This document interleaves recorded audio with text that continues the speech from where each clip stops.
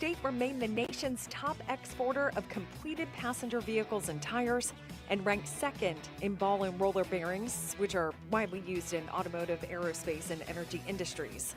Motor vehicles and parts led the way, generating nearly $12 billion in export revenue. Aircraft and parts also saw major growth, with market share rising 31% over the previous year. State officials say the numbers reflect strong global demand for South Carolina-made products. The Palmetto State's exports reached 198 countries and territories last year. I'm Stacey Bartro, and that's your News Talk 98.9 WORD Business News.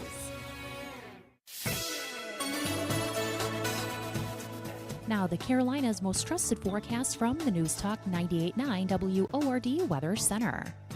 High of 58 this afternoon under mainly cloudy skies, south winds around 5 miles per hour. Mainly cloudy tonight, lows of a lot around 47. I'm meteorologist Jennifer Wojcicki from the News Talk 98.9 WORD Weather Center. Right now, it's 54 degrees.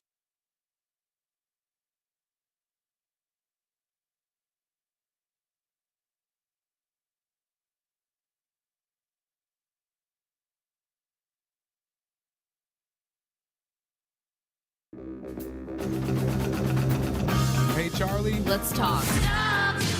It's the right talk. Charlie. Welcome. This is the Charlie James Show. Now we're talking. News Talk 98.9. WORD. The voice of the Carolinas.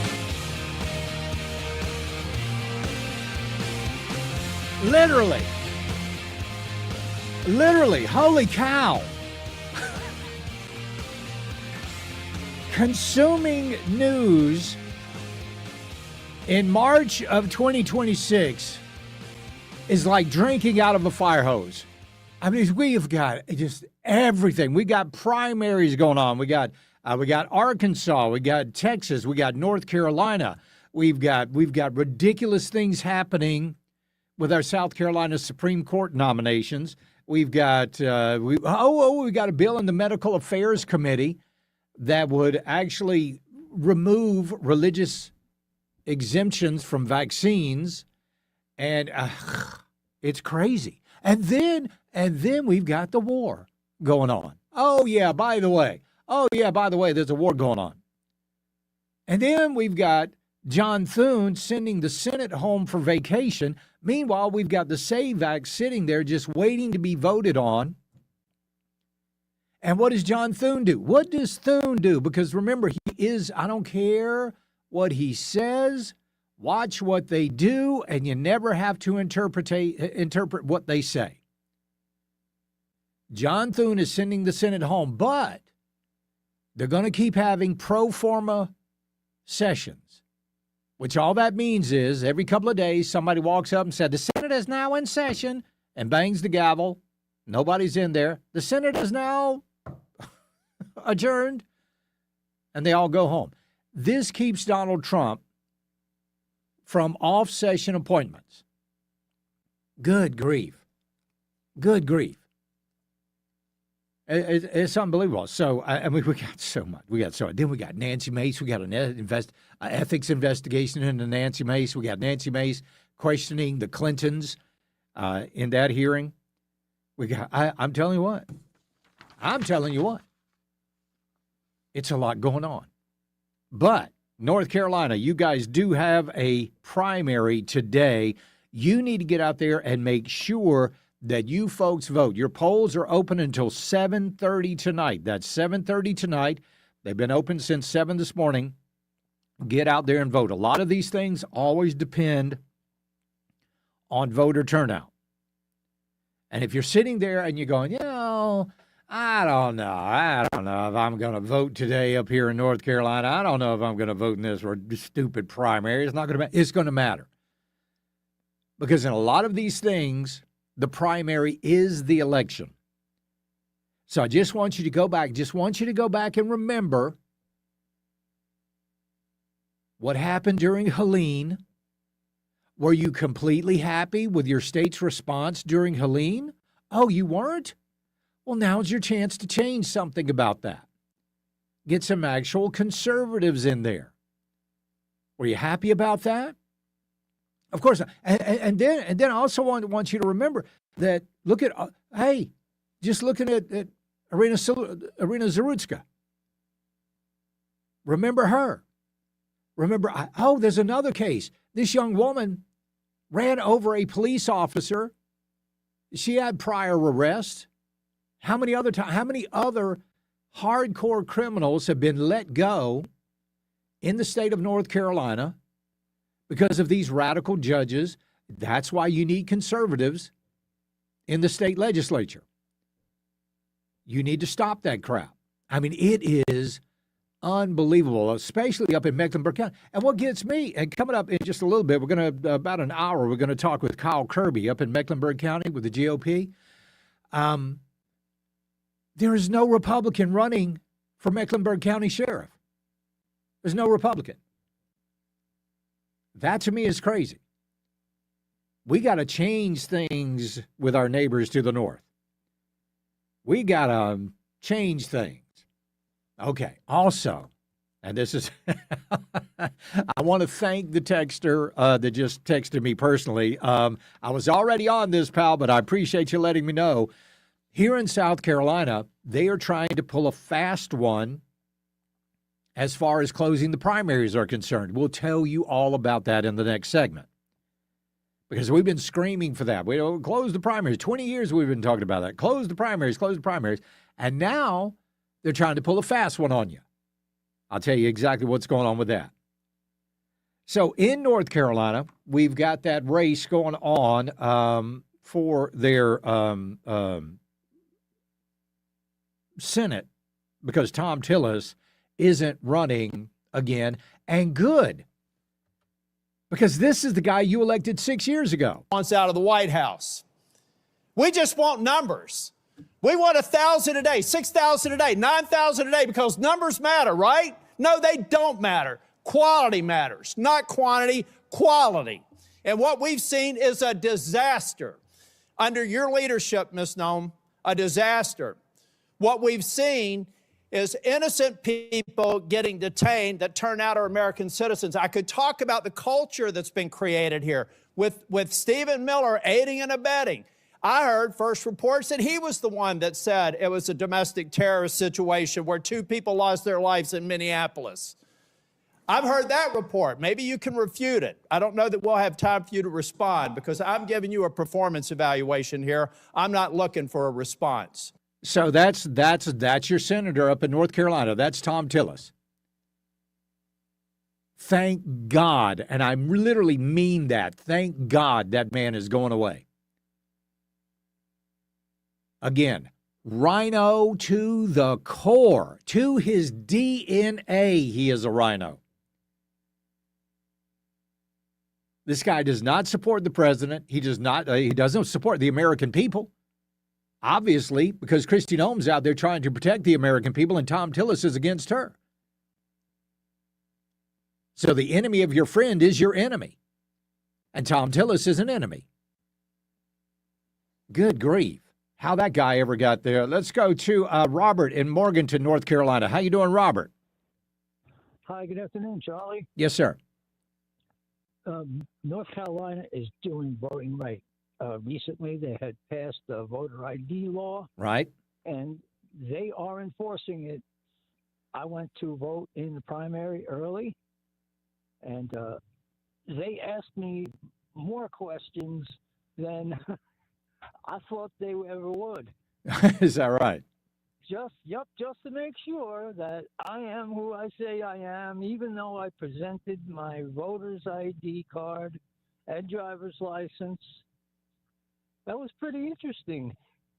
Yeah, but North Carolina's got a lot more problems than just voter ID laws. I appreciate it, Robert, and thank you for getting out there and voting. You guys need to get out there in North Carolina, Western North Carolina. You are within the range of this radio station. Well, you folks up there, I mean, Asheville, north of Asheville, Hendersonville area, get out and vote. Make sure you've got good Republicans winning the primary. We'll be right back. When we get back, there's a bill. Well, I'll tell you, it's crazy. It's a crazy day. It's the Charlie James Show. News Talk 98.9 WORD, the voice of the Carolinas. 15 minutes of breaking news and stimulating talk begins every hour, every afternoon on The Charlie James Show. News Talk 98.9 WORD. The voice of the Carolinas.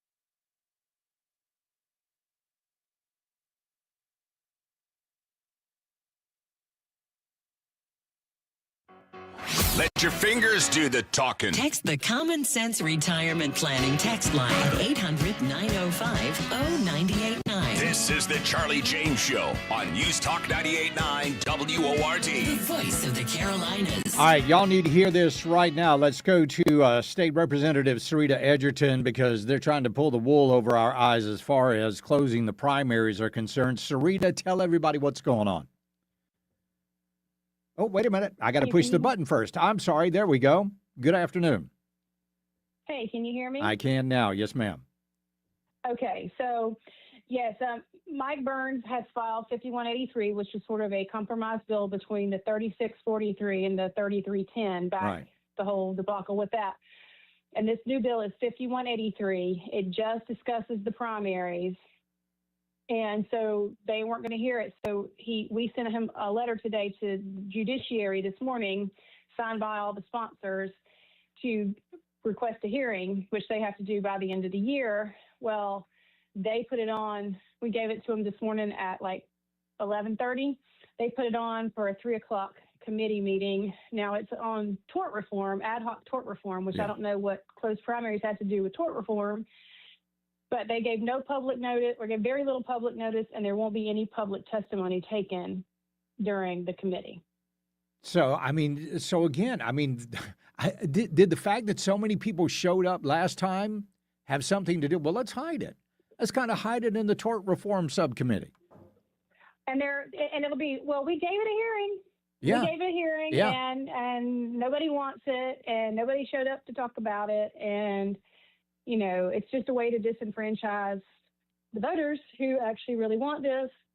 And, you know, I called and left a message with Drew McKissick and asked him if he's going to come and testify or come and at least be here in support of it. Yeah. I didn't see him up there. I stepped out for a little bit because I guess not everybody's there yet to start the committee hearing. So Right. They've got 2 other bills ahead of it that they're hearing, which are actual tort reform bills, which are good. But so it'll be a couple hours. So I'm going to look at the budget and listen to the meeting while I'm waiting. But it's just another way for them to play around with something they don't want to do, but pretend that they're doing something. Exactly. I mean, we've got Weston Newton here saying that 64% of South Carolinians don't agree with closing the primary. I don't know where he got those numbers from, but we've had it on the ballot for 3 different sessions now, 18, 20, and 22. And no less than 83% of people said they wanted the primaries closed. This is just not – I don't think it's a big deal to some of these people in leadership in Columbia. I agree. And, you know, Weston Newton's the chairman of this committee, Yep. and Jay Jordan's the vice chairman. So it's the same 2 doing this. And, you know, I think the voters see through this. I'm hoping that they do. I'm not sure about in their districts, but – a lot of the voters up in your area and my area are seeing through this, and you know, but we've got to be making these phone calls. It's going to get a hearing, but if it gets a vote, there's a lot of friendlies on there, but there's a lot of Democrats on there too who don't want it. So. Yeah, you're exactly right. State Representative Sarita Edgerton, thank you so much. We'll check in with you later. We appreciate it. Yes, ma'am. Give them a call. Give them a call. It's time now. Here's what you need to look for. Here's what you need to look for. The House Judiciary Committee. South Carolina House Judiciary Committee, the Tort Reform Ad Hoc Committee. Weston Newton is the chairman. Jay Jordan is the first vice chair. We've got William Bailey, Justin Bamberg, he's going to vote no. Beth Bernstein, she's going to vote no from Richland County. Thomas Britton Jr., you got Paula Calhoun, you got Jerry Govan Jr. From Orangeburg. You know what? But again, hey, we gave it a meeting. Hey, we gave it a hearing.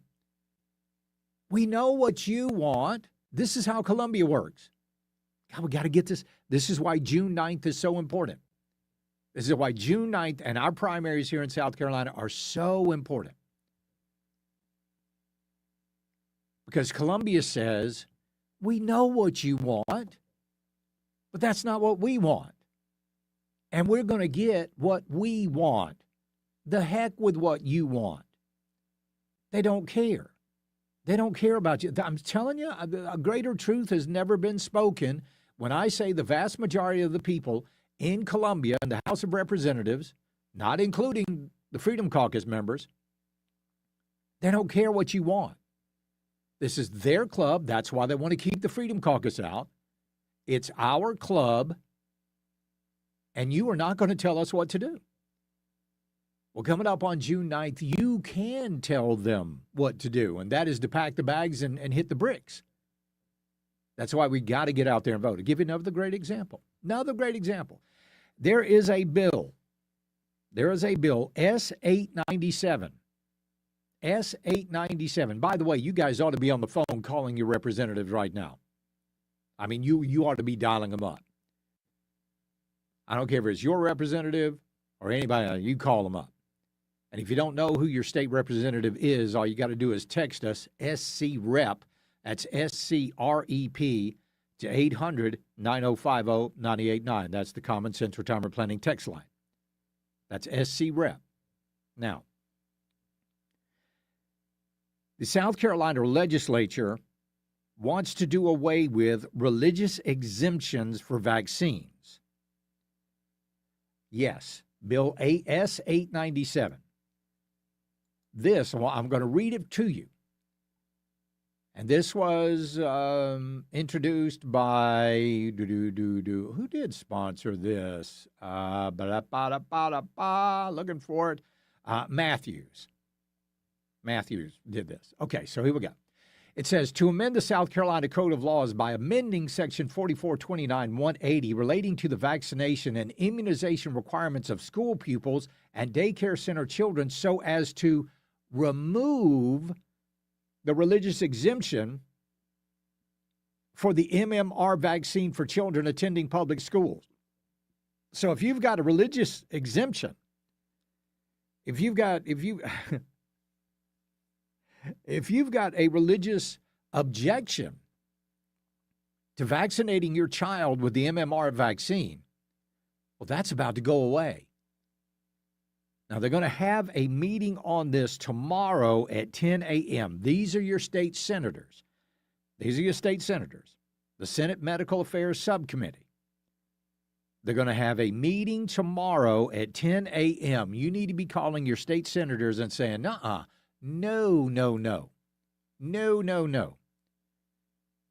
We got some good people in Columbia right now that are fighting over this thing, that are trying to fight this, and I hope they do.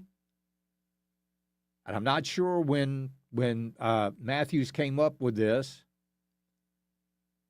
but it's just it, and it really boils down to that outbreak of measles we had in Spartanburg County. That was it. So, but how do you weigh some parents' rights? How do you weigh parents' rights, religious rights, free exercise clause with public safety? Considering that, I mean, we don't even know where this measles outbreak came from. I mean, it used to be measles parties. We used to have chickenpox parties when we were kids. But no, they got to come up with that vaccine. Anyway, we all remember what happened during COVID. I don't care how McMaster got up there and this state never shut down. We didn't shut us down one little bit. Everything was wide open. We want to let y'all know that South Carolina is open for business. Well, the government of South Carolina might have been open, but the people that worked were not open. They were shut down, the mom and pops. You couldn't go anywhere. You had to have your vaccination passport. That's why I'll never step foot in the Peace Center. I will never step foot in the Peace Center because they required you to have your little vaccine card. So there you go. So if you're worried about protecting religious exemptions to vaccination, you need to call your state senator. If you are worried or if you want the primaries closed here in South Carolina, you need to be calling the House of Representatives over at the Judiciary Committee for Tort Reform. You can look all of those up online. Unbelievable. So had to get that out to you first thing because that meeting is going on right now. We'll be right back. It's the Charlie James Show. News Talk 98.9 WORD, the voice of the Carolinas. keeping Carolina conservative. It's the Charlie James Show. News Talk 98.9 WORD, the voice of the Carolinas.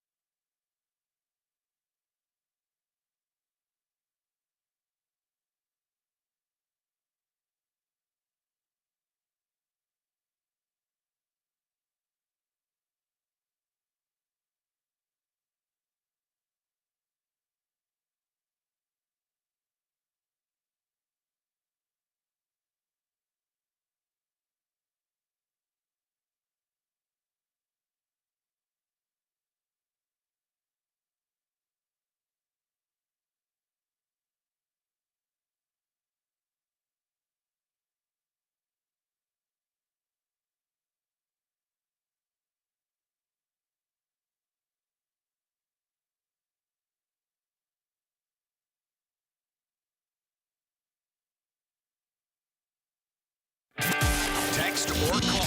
One number does it all. 800-905-0989. This is the Charlie James Show on News Talk 98.9 WORD. The voice of the Carolinas. Could you imagine? Because there had to be a phone call, right? So people had to, they'd be like, "Hello, hey, how are you?" No, I'm good. Well, I'm okay, considering. Listen, listen. The reason I called, we're having a meeting today. For a meeting. We're going to elect a new supreme leader of the Iranian government. Yeah. Oh, everybody's going to be there. Yeah, everybody's going to be there. Yeah, we need you there. Yeah, we need the votes. Okay, where? Same place. Yeah, same place we always meet. Yeah, everybody. I don't want to make it complicated and to pick a new venue and everybody has to all of a sudden go into Google Maps and all of that. No. Same place we always meet. We will elect a new supreme leader. Okay, all right, okay. Yeah, see you there. Okay, bye-bye. So then they're in the meeting, and they're like, okay, let's start counting the votes here. 1, 2. What is that noise? Is anybody, is it just me? Does someone hear? Is there something going on? I don't, it's such strange hissing sound. Is your phone ringing? Is someone's phone buzzing? And they're all gone. The Israeli Defense Forces attacked a meeting of an Iranian Supreme Council today, where officials were meeting to select a new supreme leader following the death of Ayatollah Ali Khamenei. A senior official told Fox News that Israel struck while they were counting the votes for the appointment of the supreme leader. I want to know who was leading. I would love to know. Somebody, scrounge through the rubble. See if you can find the vote totals there. Let's see here. This is a magnificent development and again speaks to the Israeli intelligence about this war, Yinks said while reporting from Tel Aviv. They just targeted a meeting in Tehran where what's left of the leadership was gathering to choose a new supreme leader. He added the Iranians are continuing their attacks against Israel. In a separate post over on social media, over on X, Yinks further confirmed details of the attack. I want you to listen to this from Fox News. The ground just outside of Tel Aviv. Good morning, Trey. Yeah, Bill, Dana, good morning. I do want to just start with some breaking news here before I show you the scene of one of these cluster munition impacts just outside of Tel Aviv. But I'm told by a senior Israeli official that the Israelis just struck the Supreme Council gathering where the Iranians were meeting to choose a new supreme leader. This is a significant development and, again, speaks to the Israeli intelligence about this war. They just targeted the meeting in Tehran where what's left of the leadership was gathering to choose a new supreme leader. The Iranians are continuing their attacks against Israel. Right now, we are in the community of... So they're there, counting up all the votes. Let's go to, ladies and gentlemen, now we go to the Speaker of the House of the Sovereign State of Jamestown, J.R. in Westminster. How you doing, J.R.? Man, better than I deserve. I'm just going to hit a couple of points, Charlie. Charlie, first of all, this is for all of the liberal Democrats that are just, we can't pull them off the ledge. We're past that. This is not a war. This is just a long overdue cleanup on aisle 5. That's what this is not real, because the Iranians have nothing. They can, it's the best that they can do, is just cause a disturbance. But nonetheless, the Democrats are worried about the unfortunate loss of life. We have some service members, but the thousands and thousands of lives over the last 50 years. Right. Nobody says anything about that.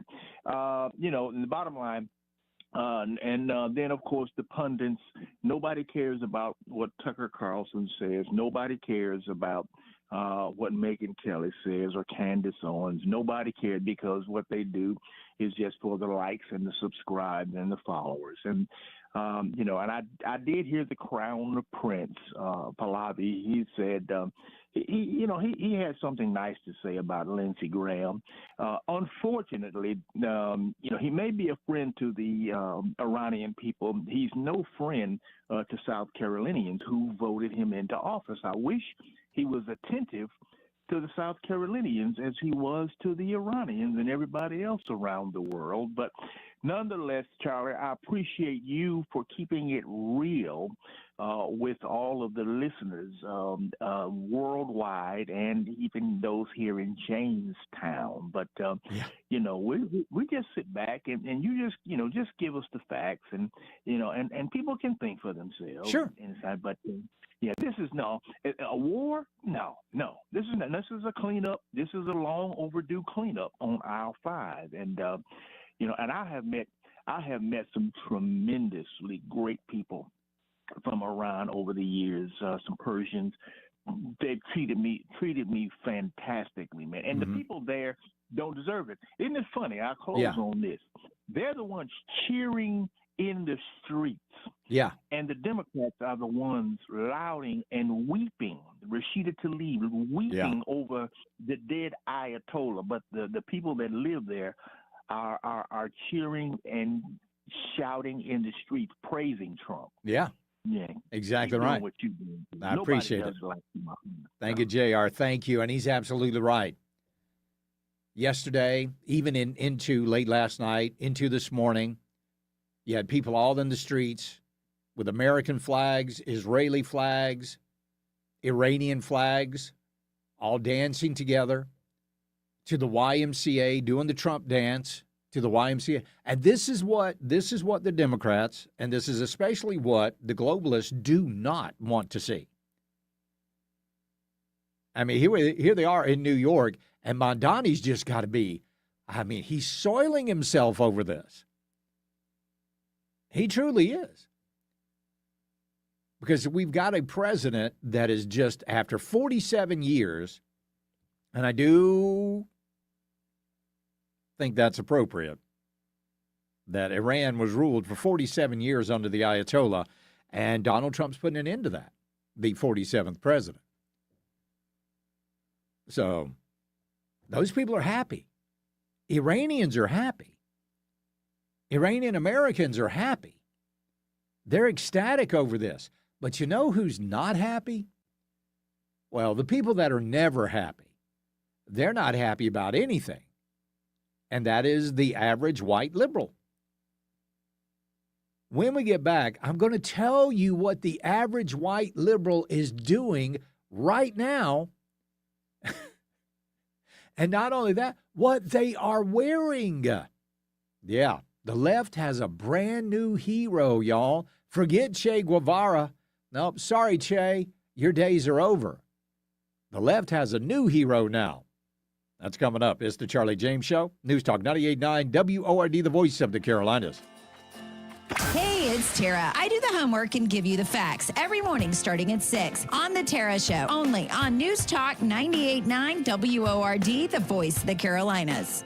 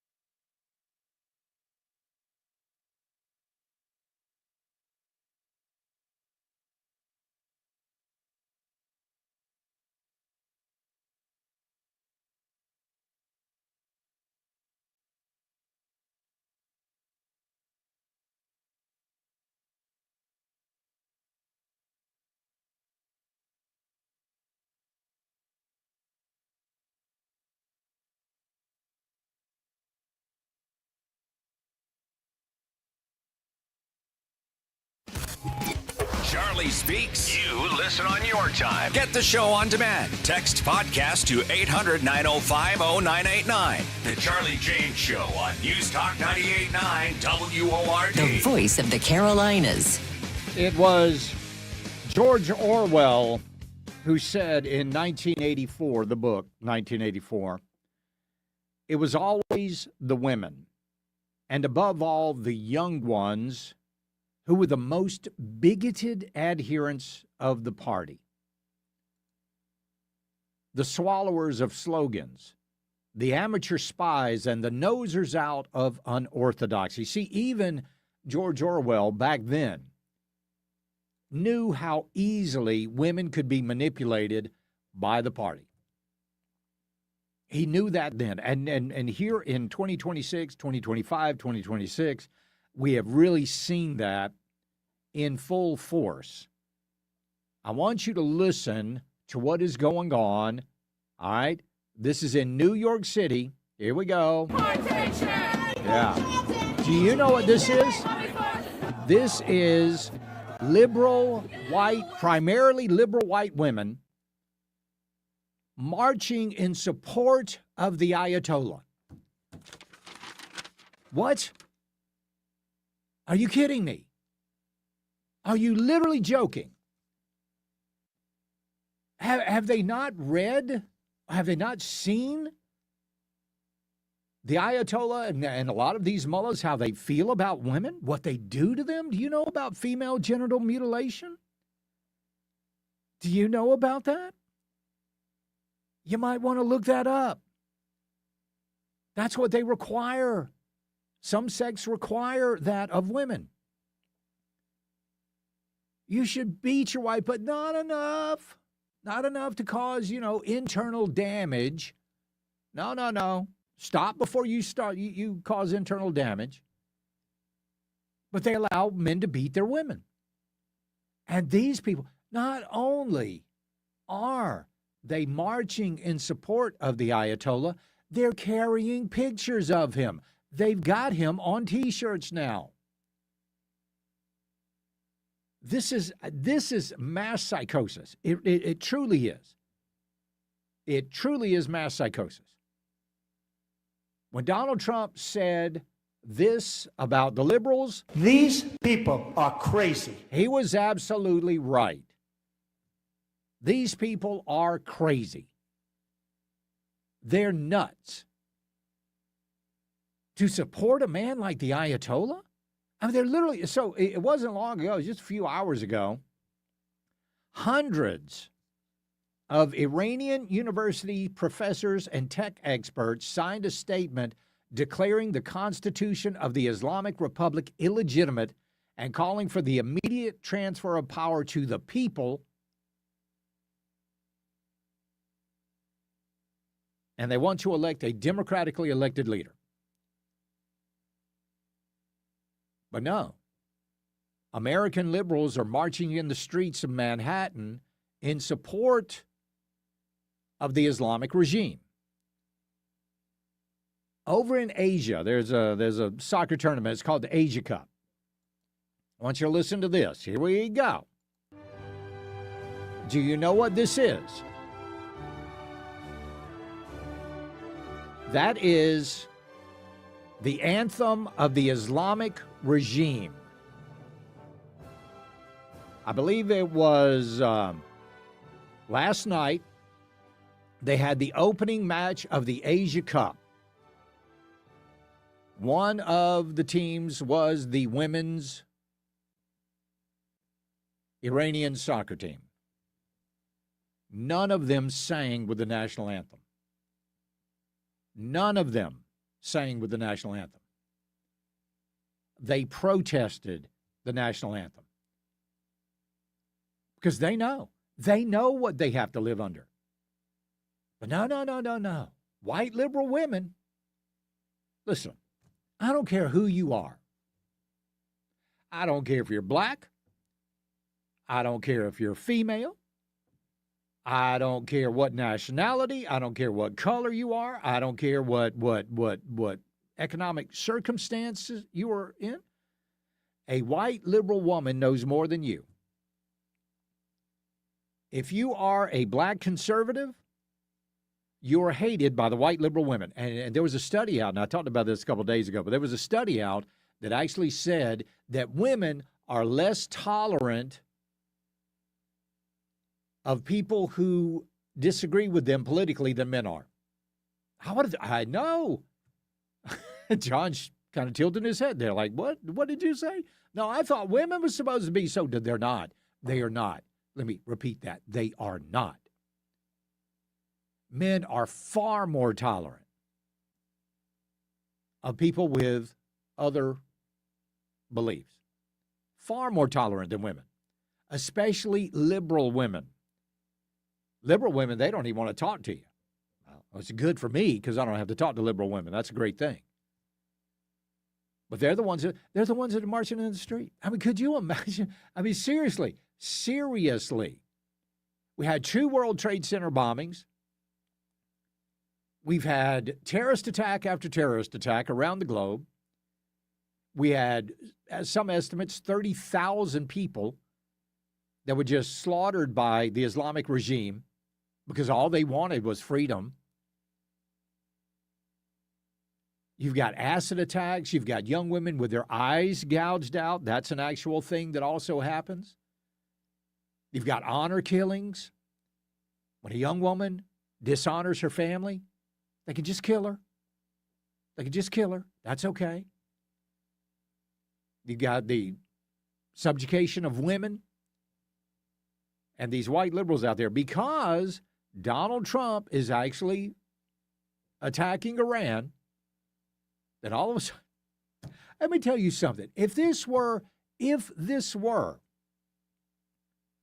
the beginning of World War II and Adolf Hitler was marching across Europe and Donald Trump was president, I know it's a stretch, but still, they would support Hitler. They would literally support Hitler. I mean, look at who they support. They supported Maduro.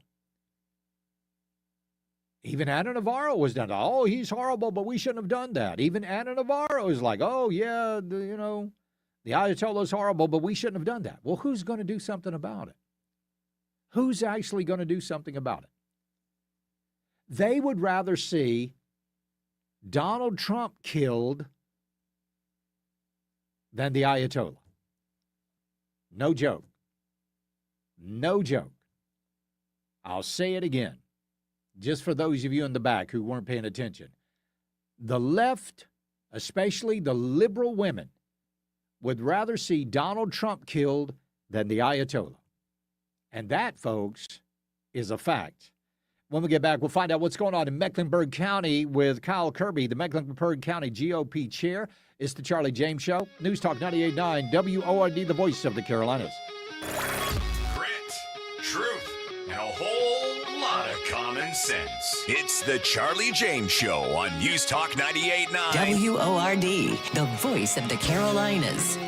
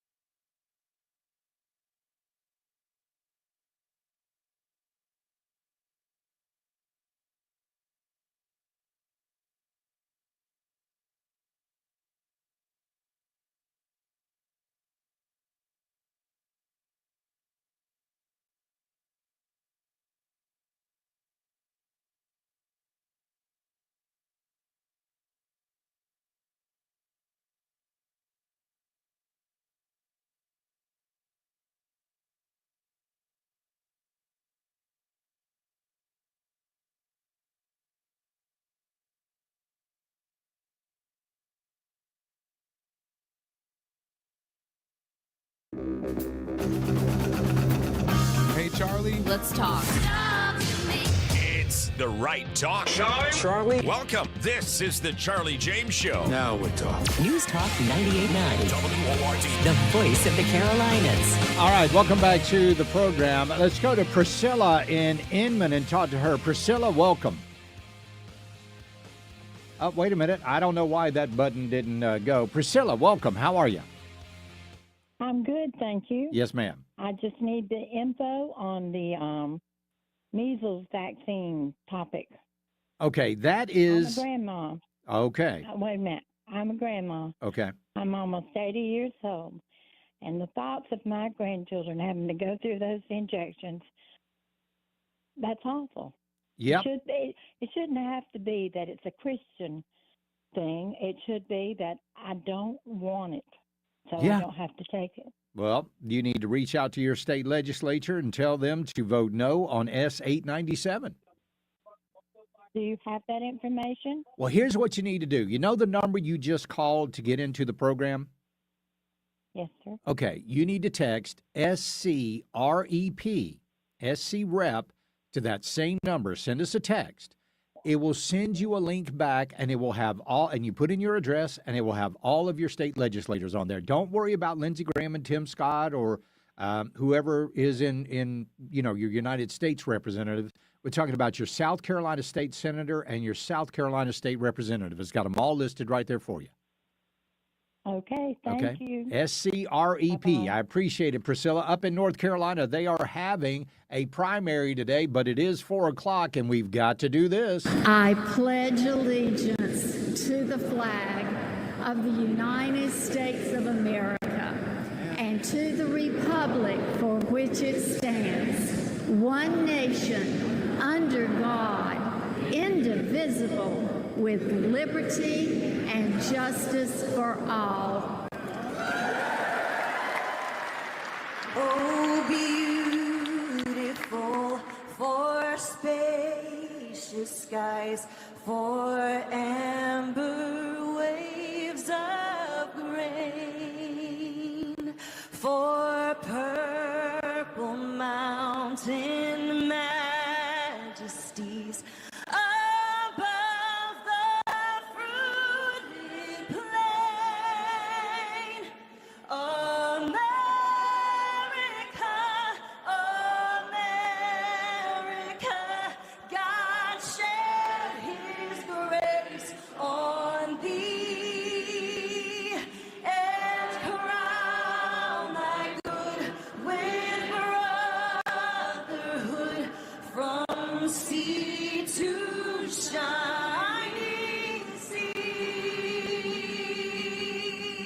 America is back. Yes, sir. But it's up to us to go to the polls and make sure that it stays that way. Let's be joined right now by Kyle Kirby. He's the Mecklenburg County GOP chair up in North Carolina. Kyle, welcome to the program. Hope you're doing well on primary day up there. Hey, Charlie. Good to be with you. I'm coming to you live from the Cornelius Town Hall where we have a voting site, and I'm watching dozens of people walk in and out and cast their votes in the primaries today. So you have driven all over Mecklenburg County today as the chair, and that's a good thing to do. How is voter turnout looking right now? So I've heard somewhere around 9%. I've been everywhere from Matthews all the way down to South Charlotte to Myers Park to South Park. I've come up I-77. I've just stopped here in Cornelius in order to talk with you. We have a nice turnout of Republicans out here handing out information on our candidates, and the Lord has blessed us with a beautiful day for the weather. It's not too hot, not too cold. Right, exactly right. But voter turnout is going to be key in a lot of these races, isn't it? Yes, it will be. And, you know, especially in the race for the all-important Senator of North Carolina race, which is between Michael Whatley and Don Brown right now is what it's coming down to. So, but that's probably going to go to a runoff, right? You know, I think it's really Michael Whatley's primary to lose. You know, he is very well known. He's delivered the state of North Carolina 3 times for Donald Trump. He's been the North Carolina chairman. He's been the RNC chairman, and he has President Trump's endorsement. So it's very hard to say. On the other hand, I recently took a trip down to the coast, and I saw Don Brown signs everywhere from Charlotte all the way to Wilmington and back. So while Whatley's on the television and on the radio and sending out lots and lots of mailers, I see lots and lots of grassroots efforts organizing for Don Brown. So it certainly could be close. So why was there no GOP candidate for Mecklenburg County Sheriff? Well, Mecklenburg County is overwhelmingly Democrat. As you well know, they outnumber us 3-1. And it was a tactical decision because we desperately need to get rid of Gary McFadden, and any person that we could get into that position other than Gary McFadden is who we need to be allowing to take over the role of sheriff. You mean Gary McFadden, the sheriff who doesn't know how many branches of government they are or which one he works under? That's right. Not that my one. fault, McFadden, as you might have heard him called. That's right. This is the sheriff that famously was asked how many branches of government there were, and he says, I don't know. Yeah. What branch of government do you work under? He said the judicial branch, which is also wrong. He's under the executive branch. Yeah. But, Met GOP chose not to run a sheriff in this race because if we didn't, we can have a new sheriff-elect as early as tomorrow. And if we did run somebody, we would still be dealing with McFadden likely all the way through until November, in which time it was very unlikely that a Republican would win the sheriff's seat in Mecklenburg County because there has not been a sheriff of a Republican party since I was about 6 or 7 years old, and I'm 40 years old now, so going back about 35 years. When we see these stories like Tananza Austin, who tried to run over a Charlotte Mecklenburg police officer, and she gets $3,000 bond. I mean, some things need to change in Mecklenburg County, don't they? Yeah, things need to desperately change in Mecklenburg County. I mean, you see, once again, the famous story of DeCarlos Brown and Naruska, the 14-time arrested felon that was released on his own recognizance, no cash bail, and then went out there and stabbed somebody to death unprovoked in the neck. That's just one of many. McFadden doesn't cooperate with Homeland Security. ICE detainers are completely ignored. We had another incident on the light rail because of somebody that he released. Yeah. Once again, another stabbing on the light rail, this time of a young African-American man by an illegal immigrant. We have to get rid of Gary McFadden, and there is an opportunity right now that if everybody goes in and votes against McFadden, the independents that would normally be voting Republican, the independents that vote Democrat, and the Democrats, we can oust McFadden and have somebody that's actually a more moderate and more qualified individual. All right, polls close at 7:30, right? Yes, sir. Polls close at 7:30, and once I get off the phone with you, I'm about to walk over there and give some of our poll workers some water and some snacks and thank them for being out here working for Republican Congressman Tim Moore in the 14th District, as well as the folks out here working for Michael Whatley and Don Brown. Kyle Kirby, Mecklenburg County GOP, thanks for joining us this afternoon. We appreciate it. Always a pleasure, Charlie. Hope to be back sometime soon. Yes, sir. Take care. We'll be right back. It's the Charlie James Show, News Talk 98.9, WORD, the voice of the Carolinas. 15 minutes of nonstop breaking news and stimulating talk jumpstarts every hour on the Charlie James Show. News Talk 98.9 WORD. The voice of the Carolinas.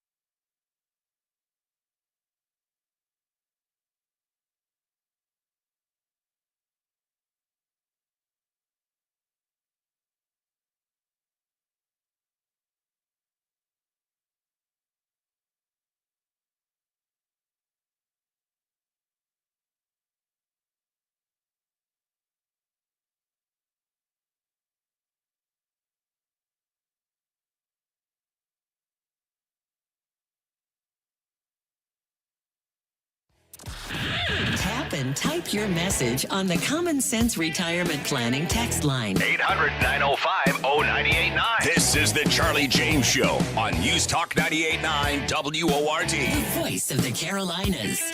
Nancy Mace is running for governor of South Carolina, but she's going to have some issues in Washington. This is from Will Folks over at Fitz News. The United States House of Representatives Office of Congressional Conduct voted unanimously this week that lawmakers should further review allegations leveled against South Carolina Congresswoman and 2026 gubernatorial candidate Nancy Mace. Specifically, the OCC concluded there is substantial reason to believe that Mace engaged in improper reimbursement practices by seeking reimbursements which exceed her reimbursable expenses. If Mace engaged in improper reimbursement practices, then she may have violated House Rules Standards of Conduct and federal law. The news comes just 6 weeks after the House Ethics Committee announced it had extended its review of a referral for an investigation of Mace and would announce its next steps on or before March 2nd, and that was yesterday. According to the report, the inquiry into Mace began May 21st of 2025, with Mace receiving notification 2 days later.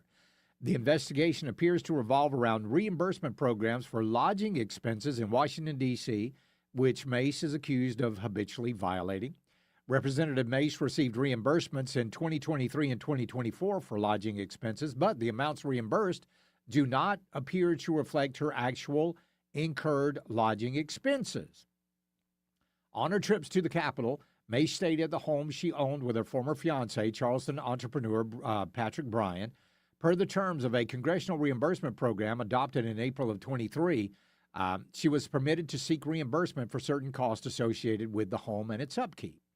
These costs could not exceed the total housing expenses incurred that month. However, did they? According to the report, Mace requested and received the maximum allowable reimbursement for each month she filed reimbursement request form.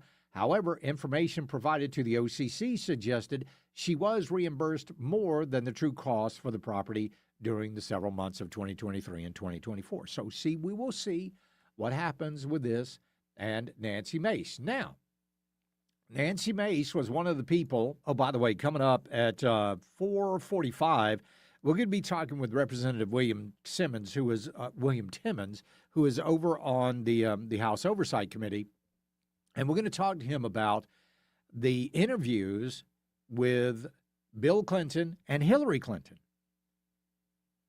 Because Nancy Mace put out, and there's a lot, you can go see this video online.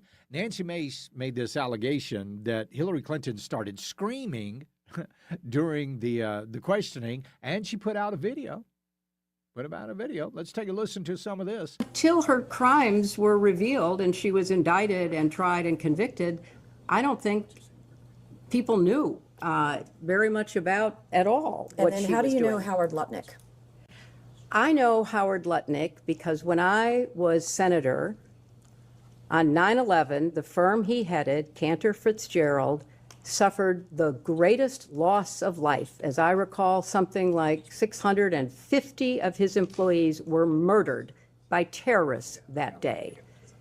Howard Lutnick missed being a victim because he was delayed dropping his child off to kindergarten. You asked the question. I'm going to answer your question. Now you're going to yell This was what I spent my time doing. I'm a survivor trying to look out for other survivors. And I was taking care of the people who lost 3,000 lives and now you're being at World defiant Trade and Center. indignant today. You asked me about I have met Howard with Epstein survivors. I'm a survivor myself. You have emails. You've denied that Jeffrey Epstein, that you tried to get Jeffrey Epstein to give money to you. I did not. Howard Lutnick was If used you to have an get email money. with me asking Jeffrey Epstein for money. I have an email from Howard Lutnick sending it to Jeffrey Epstein and his people to raise money for I don't know about for an event, an intimate event for you at his offices at Cantor Fitzgerald. You're look, going to sit if here you- today if you would let me finish. obfuscate and say to this committee, you didn't try to get money from Jeffrey Epstein when there was an intimate event in an email that Howard Lutnick emailed to Epstein's people and Epstein to get him to come to your intimate event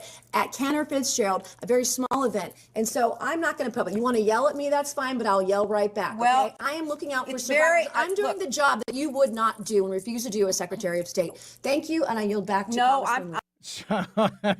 So yeah, can anybody imagine? But let's just go back and just imagine, and for a moment, briefly, feel slightly sorry for Bill Clinton, because you know that she has screamed at him, she has yelled at him. And then when she wasn't screaming and yelling, there was an icy coldness between the two. I'm telling you what, this guy. So good questioning from Nancy Mace, but she is under investigation by the Ethics Committee in Washington, D.C. Like I said, coming up at 4:45, we're going to be talking with Representative William Timmons about that Clinton testimony. Also, we're going to be talking with him about the war that is going on in Iran right now. We'll give you more details on that coming up. But when we get back in just a few minutes, we're going to be talking with Margot, WNC. If any of you folks follow me over on X, and you should, I'm at Charlie on Air. Margot is over there as well, and she is reporting a lot of stuff that's going on in Western North Carolina, up in Mecklenburg County, and she's somebody that you should really, really pay attention to. We'll talk with her about the primaries, which are going on in North Carolina today. Not only that, we've got primaries in Arkansas and primaries in Texas as well. So we got all that coming up. Now, in Texas, it looks like Tallarico is going to give Jasmine Crockett a swift kick in her ample buttocks in this election today. He is leading that election by a fairly large amount. And you know, I'm kind of hoping a little bit of me, no, I'll say it's about 50-50. It's about 50-50. I kind of hope she wins this thing,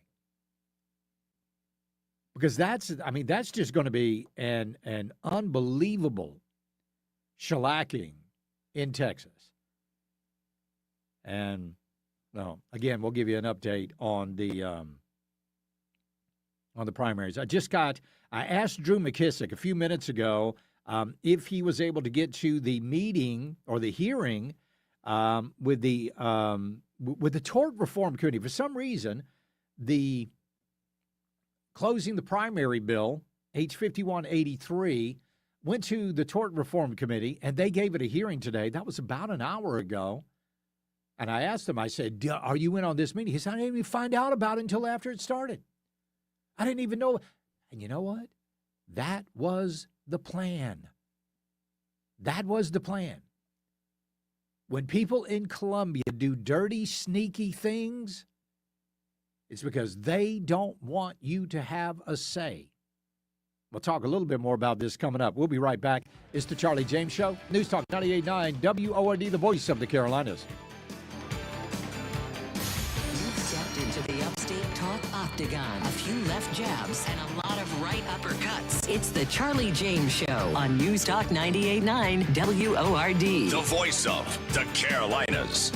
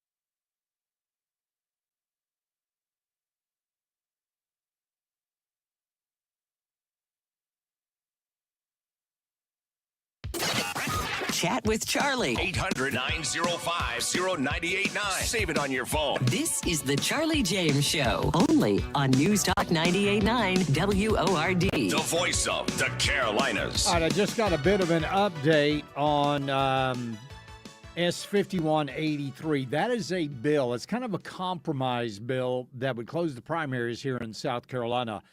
This thing went over to, for some reason, don't know why, the Tort Reform Ad Hoc Committee. I don't even know. Why is it in tort reform? I have no idea. So some members this morning sent leadership a message. They said, hey, the people of South Carolina for the past 20 years have been asking for our primaries to be closed. It has been on the ballot 3 different times. 3 different times. And it is yet to have a hearing. Let's get it done. So they're like, oh, okay. Watch this. We'll put it over in the Tort Reform Ad Hoc Committee, and then here's what we'll do. We won't tell anybody about it. And that's exactly what they did. So back in 2018, in the June primary, 83% of South Carolinians voted, and they said they want the primaries closed. In the 2020 June primary, 85% of South Carolina voters said they want the primary closed. In 2022, 84% said that they wanted our primaries closed. And they've yet to do anything about it. Not a single hearing. So today they're going to have one. Now, they haven't taken this up yet, so it'd be a good time to call the Judiciary Committee and let them know. So today they were talking about medical malpractice. Oh, okay. Then time-limited demands. That was Weston Newton. And then 5183, the closed primary bills. But they hid that in there. You see, the only reason people hide something is if they're hiding something. Right? That's exactly what, folks, let me tell you something. Our June primaries are vital. They are absolutely vital.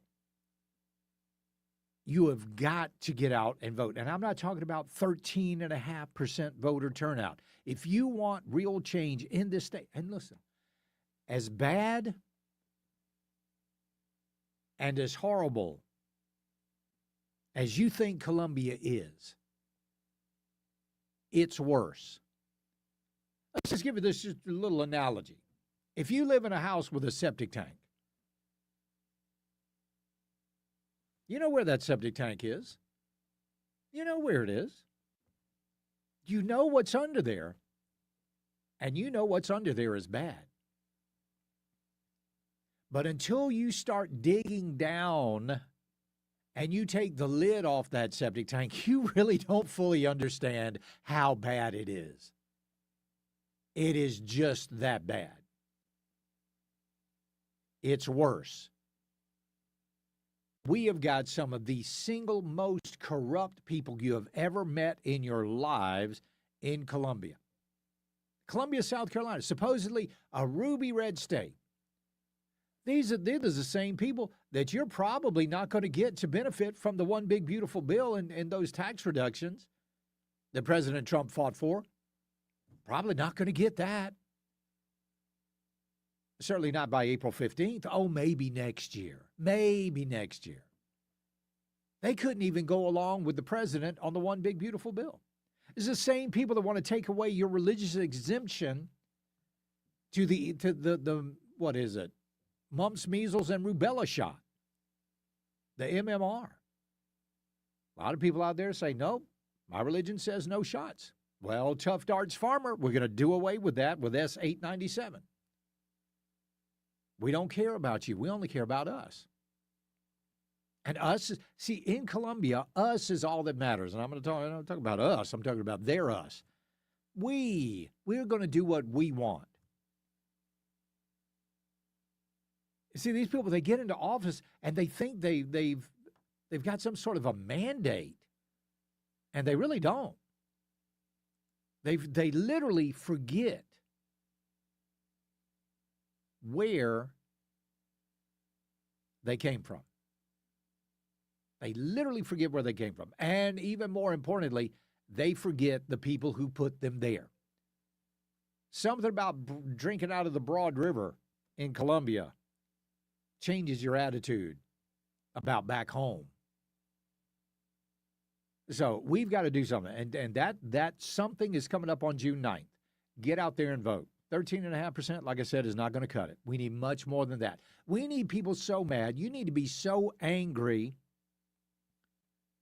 that nothing could keep you away from the polls. You will go kicking and screaming. You will drag people to the polls coming up on June 9th. Or, hey, if you can't make it on June 9th, they're going to be doing early voting. You can do an absentee ballot. There's absolutely no reason at all why Columbia should not fundamentally change in June. And remember, this is more than just a primary. Whoever wins the election, they're going to win the general election. They don't really have to worry about Democrat competitors in a lot of these districts. A couple of them around the state you do, but by and large, whoever wins the primary goes on to win the election. So that's why the primary is even more important than the general election. Because if we had let me tell you something, I'll tell you this right now. If we had the right people in Columbia, we wouldn't have to worry about closing the primaries. We wouldn't. If we had the right people in Columbia, we wouldn't have to worry about term limits. We wouldn't have to worry about that. We wouldn't have to. Look at all you wouldn't have to worry about if you just simply got out and voted. You wouldn't have to worry about your roads, wouldn't have to worry about your bridges, wouldn't have to worry about your taxes, because we would have good conservative people taking care of all that. But we don't right now. They are not afraid of us enough. They should be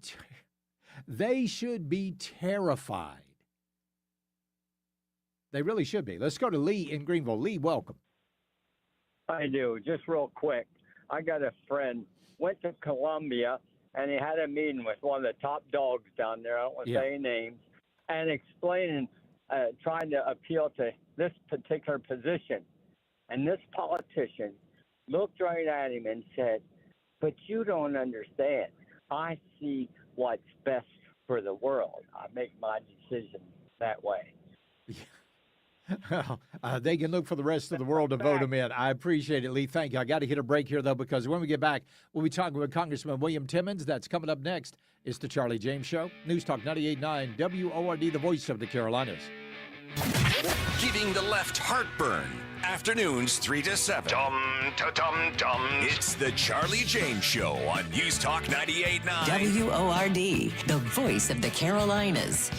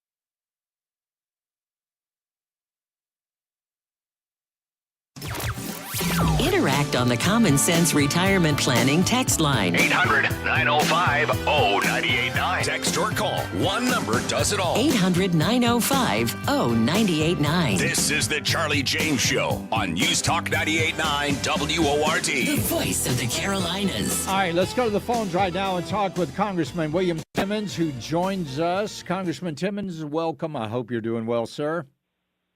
Good afternoon, good evening. I'm doing great.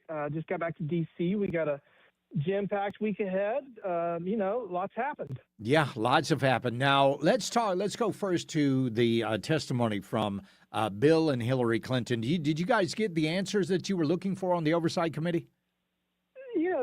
Charlie, it's interesting. Every time that they had a firm answer, they would say no. And every time that they didn't have a firm answer, they would say, not that I recall. Right. And it was interesting. Not that I recall sounded suspiciously to I plead the fifth. But, not that I recall was their answer. It was very interesting. I will say this, and honestly, I think nobody listening to this is going to be surprised by this, but Hillary was incredibly unlikable and just kind of obtuse. And Bill Clinton was probably one of the most charismatic, likable people. I mean, he's obviously very old and he's not in good health, but he was able to disarm everyone. And honestly, he came out the gate and he took responsibility. He said, I just want everybody to know that I think it's extremely appropriate that I'm here to answer these questions. I did not do anything wrong and I did not see anyone do anything wrong. But the fact that I was associated with this person makes it appropriate that I'm here and I'm happy to answer your questions. That's how he began the deposition. And it was actually pretty, it was very interesting. Did that kind of put the room at ease when he said that? It was so weird because I think there was a lot of tension because the Hillary deposition, was just kind of crazy. And obviously she was very antagonistic and Bill could not have been more not antagonistic. He was the opposite of antagonizing, and he was very just kind of, it was a strange experience. But Charlie, that's the first time that's happened since John Quincy Adams. Gerald Ford participated in a hearing, but it was not antagonistic. The last time that a former president was deposed was 200 years ago. I don't know. So it was historic, but it was, the whole thing was just, it was very interesting. So what's next for the Oversight Committee in this investigation?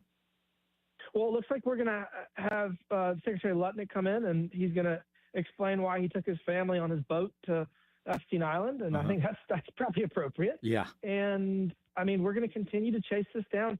There's just a lot of smoke. There's a lot of smoke in all these different areas. There's dozens of people, both in business and politics, celebrities that have all been publicly shamed and or arrested in Europe. And a lot of people have resigned. And I pointed out to Secretary Clinton that, 5 of her close advisors and people that were in her orbit have had to resign their positions because of relationships with Jeffrey Epstein. And so, it's appropriate that the American people want to know what the former First Lady, former Secretary of State, former U.S. Senator knew about this stuff. And obviously, we got to ask the same questions of President Clinton. So, we're going wherever we need to go to get the evidence that we need.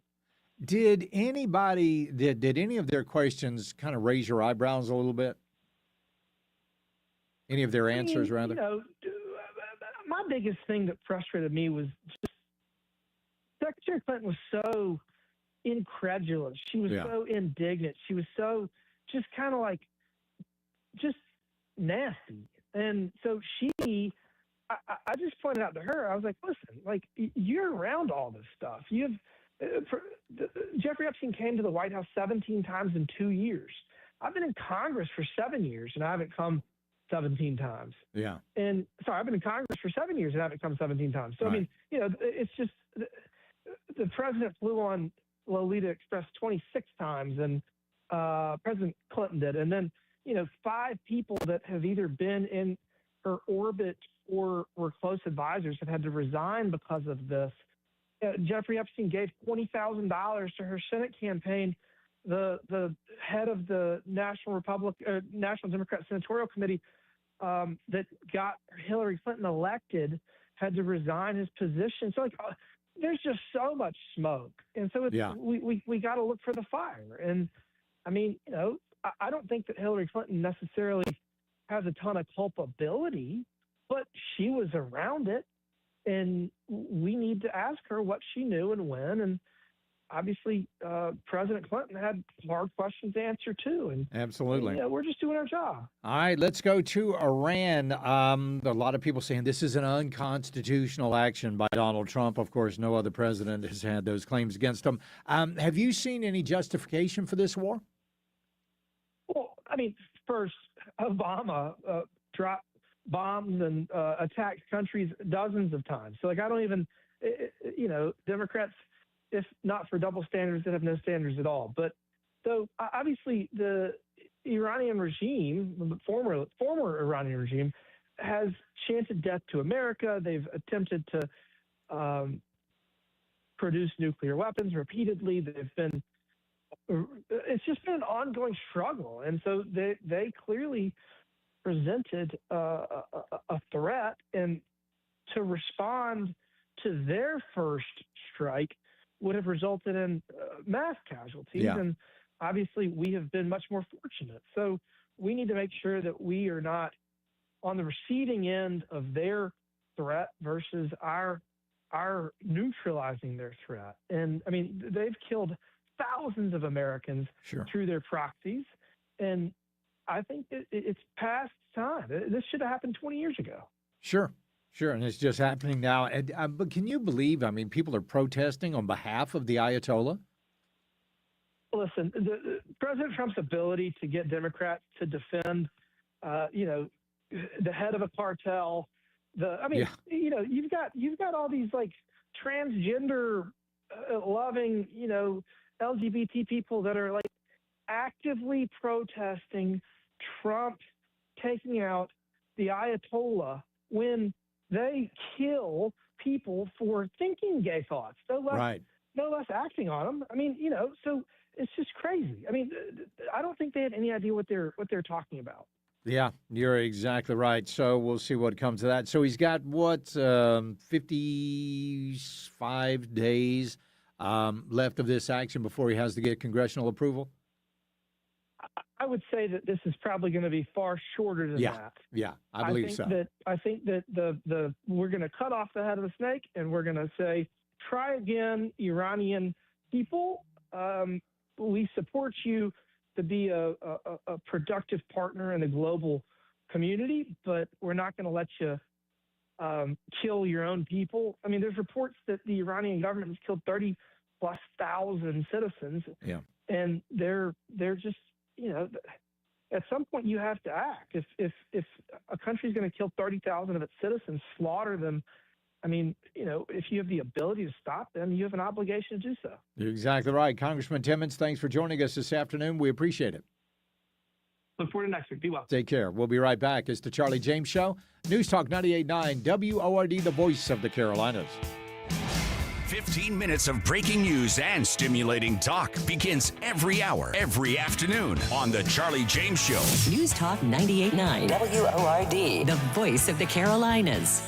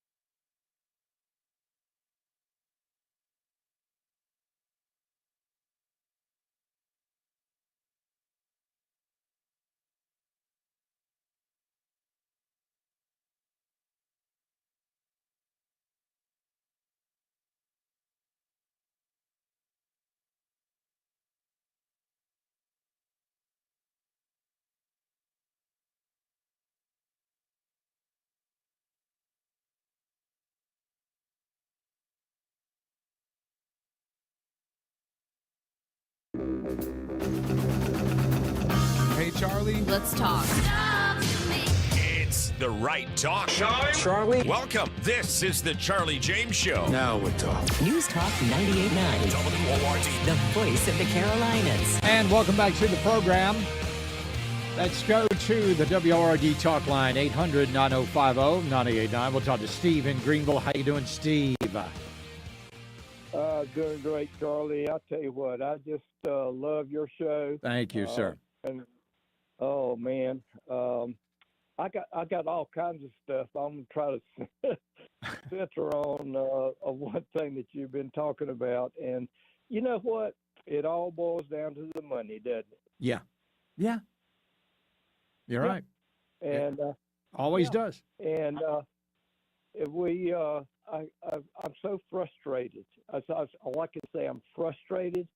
I grew up in South Carolina, my family, South Carolina, and I don't know what's going on, but understand that I'm a voter that's conservative, and I just listened to your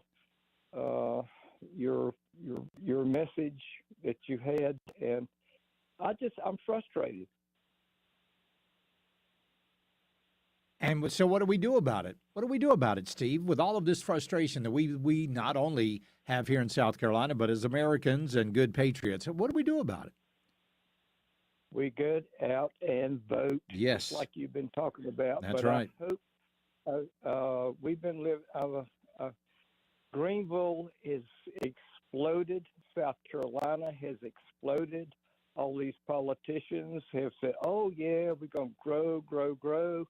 And I moved here in Greenville, in the Greenville area, and I'm going to tell you the company. But when I moved here, one of the companies that I was with was one of the starting companies about bringing more into this, into our area. And when I used to interview people about coming into our company, they said, "Oh, South Carolina, oh, they got 10 roofs and all this kind of stuff." Yeah. Well, guess what? We got 10 roofs now, but they're all over the dadlim country. And so these politicians, I don't know where their head is, but we've got to. I'm worried about our infrastructure. I'm worried about the water that we have. Yep. And I'm worried and the electricity and everything that's coming into our area is going. People don't realize that. You know, it's like my daddy used to say, "Don't let people." And he's a big fisherman. He said, "Don't let people where your fishing hole is, because they'll come and they'll overrun you." And that's what we're experiencing right now. Yeah, you're exactly right. I appreciate it, Steve. But we are a state. Oh my gosh. The saying goes, when good people do not get involved in politics, they relegate themselves to being governed by their inferiors. Here in South Carolina, in the last non-presidential primary, we allowed 87%, is actually 86.5%. 86.5% of the voters in South Carolina allowed 13.5% of the voters to make the decisions for them. I'll never understand that. I'm not the guy that wants anybody making decisions for me. I'm really not. I want to get out there and make the decisions for myself. That's why I remember the last elections we have. I was in a district, didn't even have an election. And I was like, man, I wish I could vote today. Man, I wish I could get out there. I would so do that. When this country was formed, and our founding fathers gave us this great nation with the hand of Almighty God. When they came up with our founding documents, you know what they thought? They thought that what they just experienced in the Revolutionary War, what they just went through at Lexington and Concord, with the Boston Tea Party, They thought that the American people were going to always have a fire in their belly for the way that they are governed. But we don't. That fire burned out a long time ago. A long time ago. And that's a shame. Let's go to John in Honeypath. John, welcome. Hey, Charlie, first time caller. You're going to get the bell. All right, man. What's up?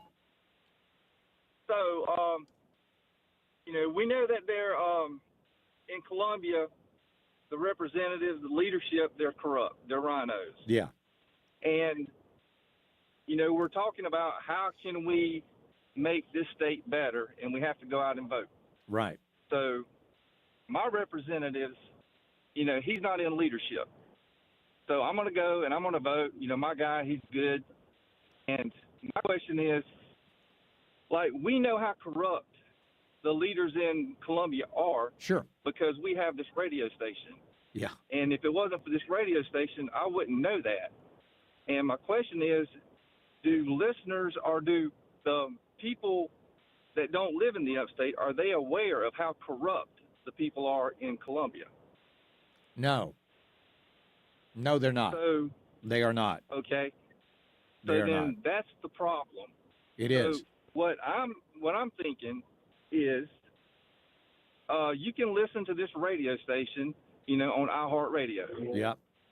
And maybe if we could start some kind of an organization or a movement.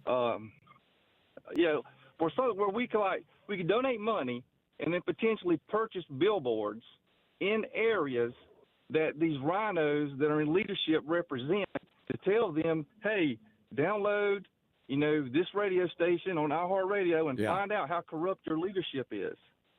Yeah. But for us just to go out and vote, we're not going to make a change because, the Freedom Caucus, everything that they present never makes it to the floor. Yep. You're right about that. You are right about that, John. And man, I tell you what, you hit the nail on the head. I appreciate you calling in. Continue listening here, though, because this is, and I'm going to say it, this is one of the few actual talk radio stations that we have in South Carolina. There's a couple. There's a couple out there over in Myrtle Beach. I think there's one over in York. But when you get down to Columbia, everything in Columbia there, all of their talk stations, I think Kevin Cohen is doing a decent job down there at I can't even remember the name of his station down in Columbia. He's doing a decent job, but he's literally like a one-man band. I worked with that guy for several years when I was on the air down in Columbia, and they fired him. And he was like, well, screw this. I'm going to go buy my own radio station. So he did, and he's doing a good job. He's actually talking about the issues. However, he doesn't really get into – he depends on the people to be on the radio with him. So he doesn't want to burn too many bridges. And I can't blame him for that. He's a decent guy, and he's trying to feed his family. But that's it in Columbia. That's all you got. They've got a radio station there that's got a morning show, but everything else the entire day is all national talk. It's all national talk. They're not going to talk about how corrupt Columbia is. They're not going to do that. You go get down to the low country, same thing. They had one morning show down in Columbia. They used to have two, but I came up here. But they had one morning show down in Charleston that would actually talk about local issues, and they fired her. Now they're syndicating the people from Columbia down there. What do the people in Columbia know about Charleston? Nothing. That's why supporting radio stations like this one and the other few that are around the state, and there are very few, I'm talking a handful, not even a handful. That's why it's so important. Because from the upstate down, well, I got to admit, Corey Allen down in Columbia is down in Charleston, doing a fine job. He was on the radio. They fired him. Why? Because the local powers that be in the government down there, one of their guys was a big advertiser with the station, and he threatened them, and they kicked him off. So Corey Allen's doing a good job. You can go check him out on Facebook. I think it might be on YouTube and all of that stuff too. So check it. I mean, he's doing a fantastic job down there.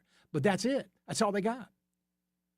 So you've got this radio station, everything south, nothing. And again, you got a couple in one over in Myrtle Beach, and you got a couple of others. Like I said, less than a handful around the state. But this radio station is important, and other communities should have one just like it. Or they could come up with some agreement and just turn this one on. We'll be right back. It's the Charlie James Show. News Talk 98.9 WORD, the voice of the Carolinas. 15 minutes of breaking news and stimulating talk begins every hour, every afternoon on the Charlie James Show. News Talk 98.9 WORD. The voice of the Carolinas.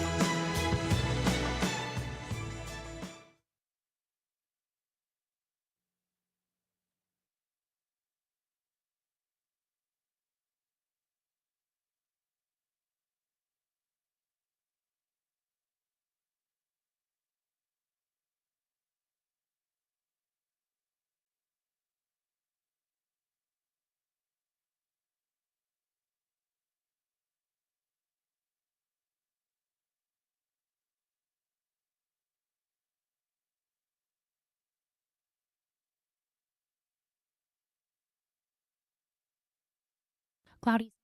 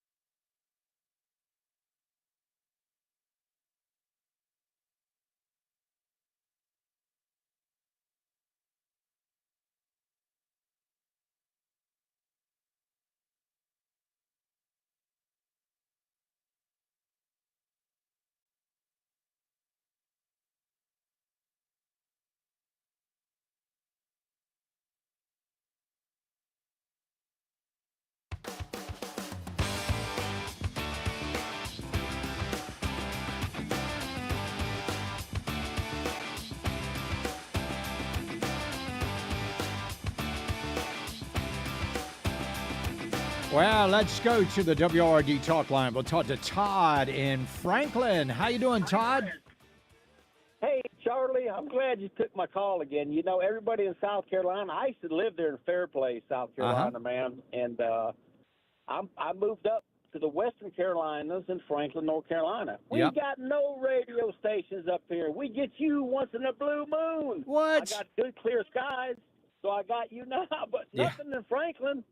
I got to check. John, make sure that we're up to full power. I know we were having some transmitter problems, but boy, I tell you what, anytime we can reach you guys in Franklin, we absolutely love that, man. So did you get out and vote today? Man, I voted early. Good for you. I already voted. I took care of business. Always up here. But, man, listen, I get Todd Starnes from Gainesville once in a blue moon, and we get you. Would love to listen to you. Up here, but we got nothing in Franklin, Western Carolina, except for NPR. So you guys ain't got nothing to worry about. You got more advantage than we got. All right, we appreciate it, man. Thank you, Todd. You keep listening, pal. Oh, my goodness. Well, President Trump was talking today in the White House about Operation Epic Fury. I want you to listen to what he said, but more importantly, I want you to pay attention to what he says, because this is more than just what's on the surface. Are you ready? That is coming along, as you see very well. They have no Navy. It's been knocked out. They have no Air Force. It's been knocked out. They have no air detection. That's been knocked out. Their radar has been knocked out. And just about everything's been knocked out. So we'll see how we do. But we're doing very well. We have a great military. So now he pointed those things out. Iran has no Navy. It's been knocked out. No Air Force. It's been knocked out. They have no air defense. That's been knocked out. Their radar has been knocked out. Just about everything they have has been knocked out. Now, that was a message. That was a message. And it wasn't just talking about military success in Iran. It was also, I believe, a message to China. Because where do you think Iran got their air defense? Where do you think Iran got their radar systems, their early detection systems? Well, the same place that they got them down in Venezuela when we went and we took Maduro in the middle of the night. China. This is not only a war against Iran and the Ayatollah and that despotic regime that they have down there. This is also a warning to China. We know what you got. And we've beaten it not once, but twice now. 2 times now. But there are some people out there, and they're out there all over the place. Oh, this is an unconstitutional war. Well, maybe those people should go read the War Powers Resolution of 1973 before they start talking about the Constitution. And I'm not talking about just Democrats right now. I'm talking about some people who actually claim to be conservatives. I mean, so this guy, Matt Walsh, he's out there. He's like, this is unconstitutional war. And you know Matt Walsh. Oh, he's a blah, blah, blah, blah, blah. Well, back in, when was it? Let me just double check here. When was it that Matt Walsh actually made this statement? Here we go. This is Matt Walsh. He's one of the people criticizing Iran has tried to. Hold on, Matt. Hold on, buddy. Let's go back to June 2025. This is Matt Walsh. If it's actually true that Iran has tried to or is right now trying to kill our president, then absolutely we should invade the country and annihilate the whole regime. Obviously, when the United States says the United States should personally kill every person in the Iranian government if they're trying to assassinate our president. Huh. What happened, Matt? We'll be right back. It's the Charlie James Show. News Talk 98.9 WORD, the voice of the Carolinas.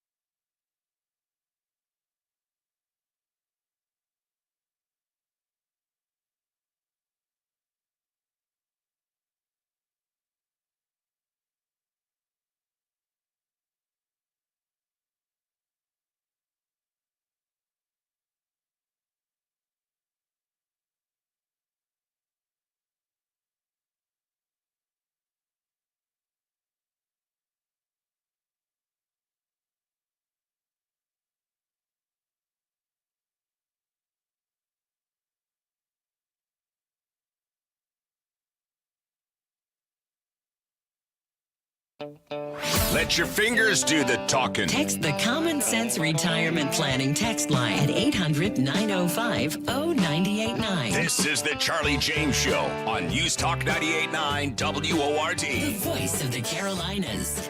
Well, President Trump was right about NATO. He said here recently that if something happened, NATO was not going to come to our defense. And doggone if he wasn't right. Here we are over in Iran, and NATO don't want nothing to do with it. Man, we need to get out of that thing. And by the way, they're about broke. The United Nations almost broke. NATO broke. Paris Climate Accords, they're broke. Why? Who was paying all that money? We were, the American taxpayer. We were paying all that money. Well, Pete Hegseth is about sick and tired of weak Europeans. Let's take a listen to what he said. Israel has clear missions as well, for which we are grateful. Capable partners, as we've said since the beginning, capable partners are good partners. Unlike so many of our traditional allies who wring their hands and clutch their pearls, hemming and hawing about the use of force.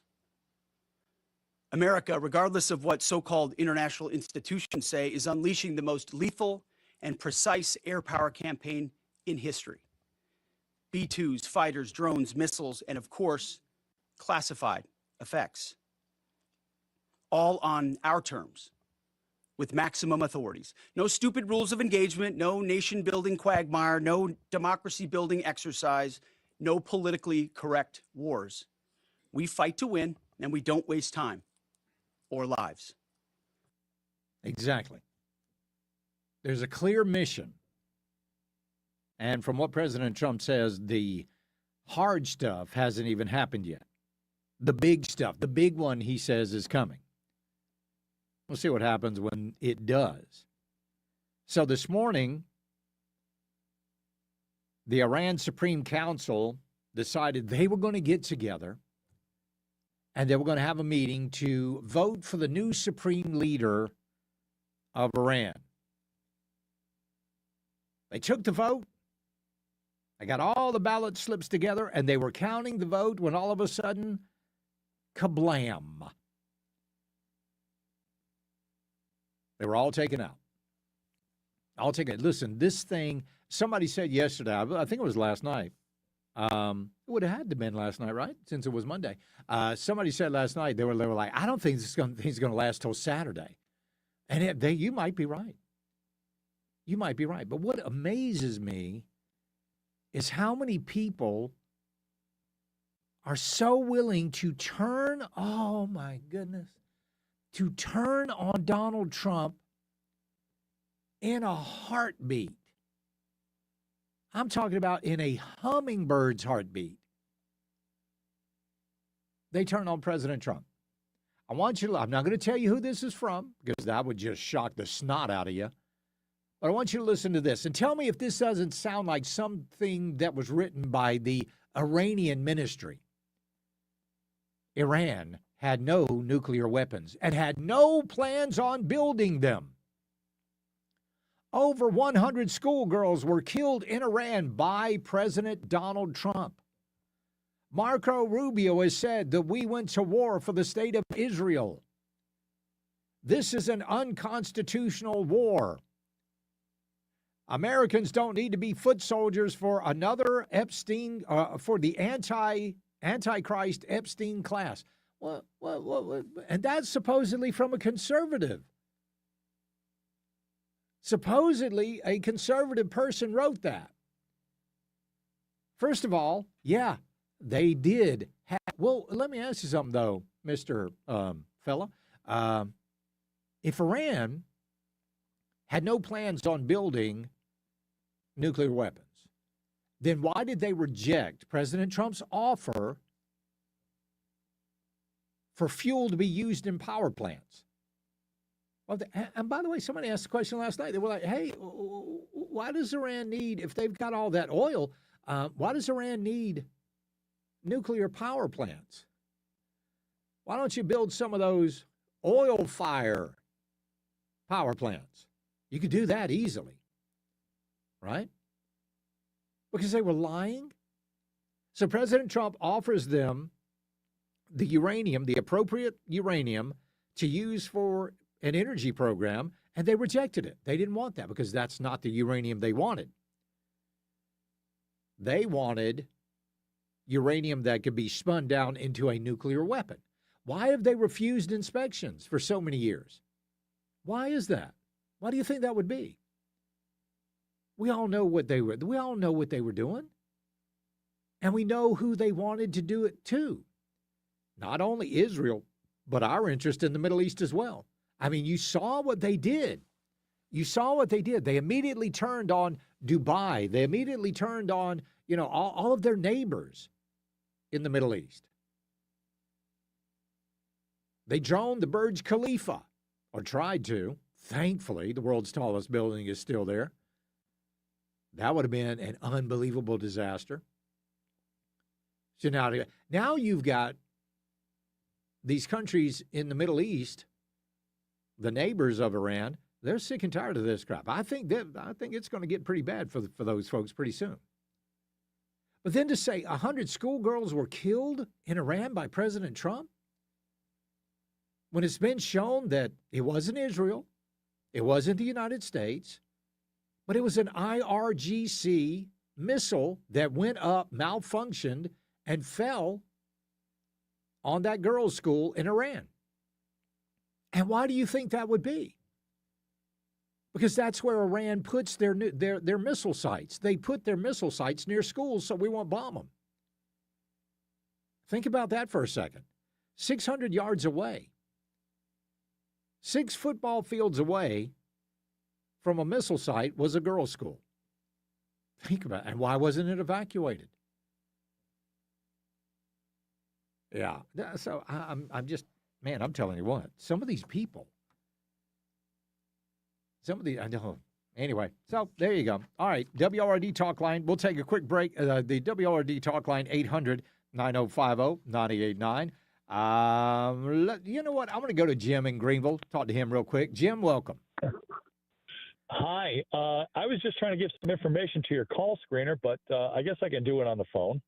I'm one of the Marines that was off the coast of Iran for the rescue attempt back in 1980. This was the only significant military event when I was in my 4 years. So since I was there just about the beginning of the hostage crisis, I was there for the rescue attempt and we left right afterwards. It's something that's always stuck with me. I made a website dedicated to the Iranian Revolution, what happened with the hostages. Right. And I've been updating it lately with any information I could get because I've been making a lot of friends with Iranian expats. One of the things that's been coming up a lot is people are trying to talk about what has been called a coup against the Iranian government in 1953 against Mohammad Mossadegh, who was their prime minister. And it's been told as a lie.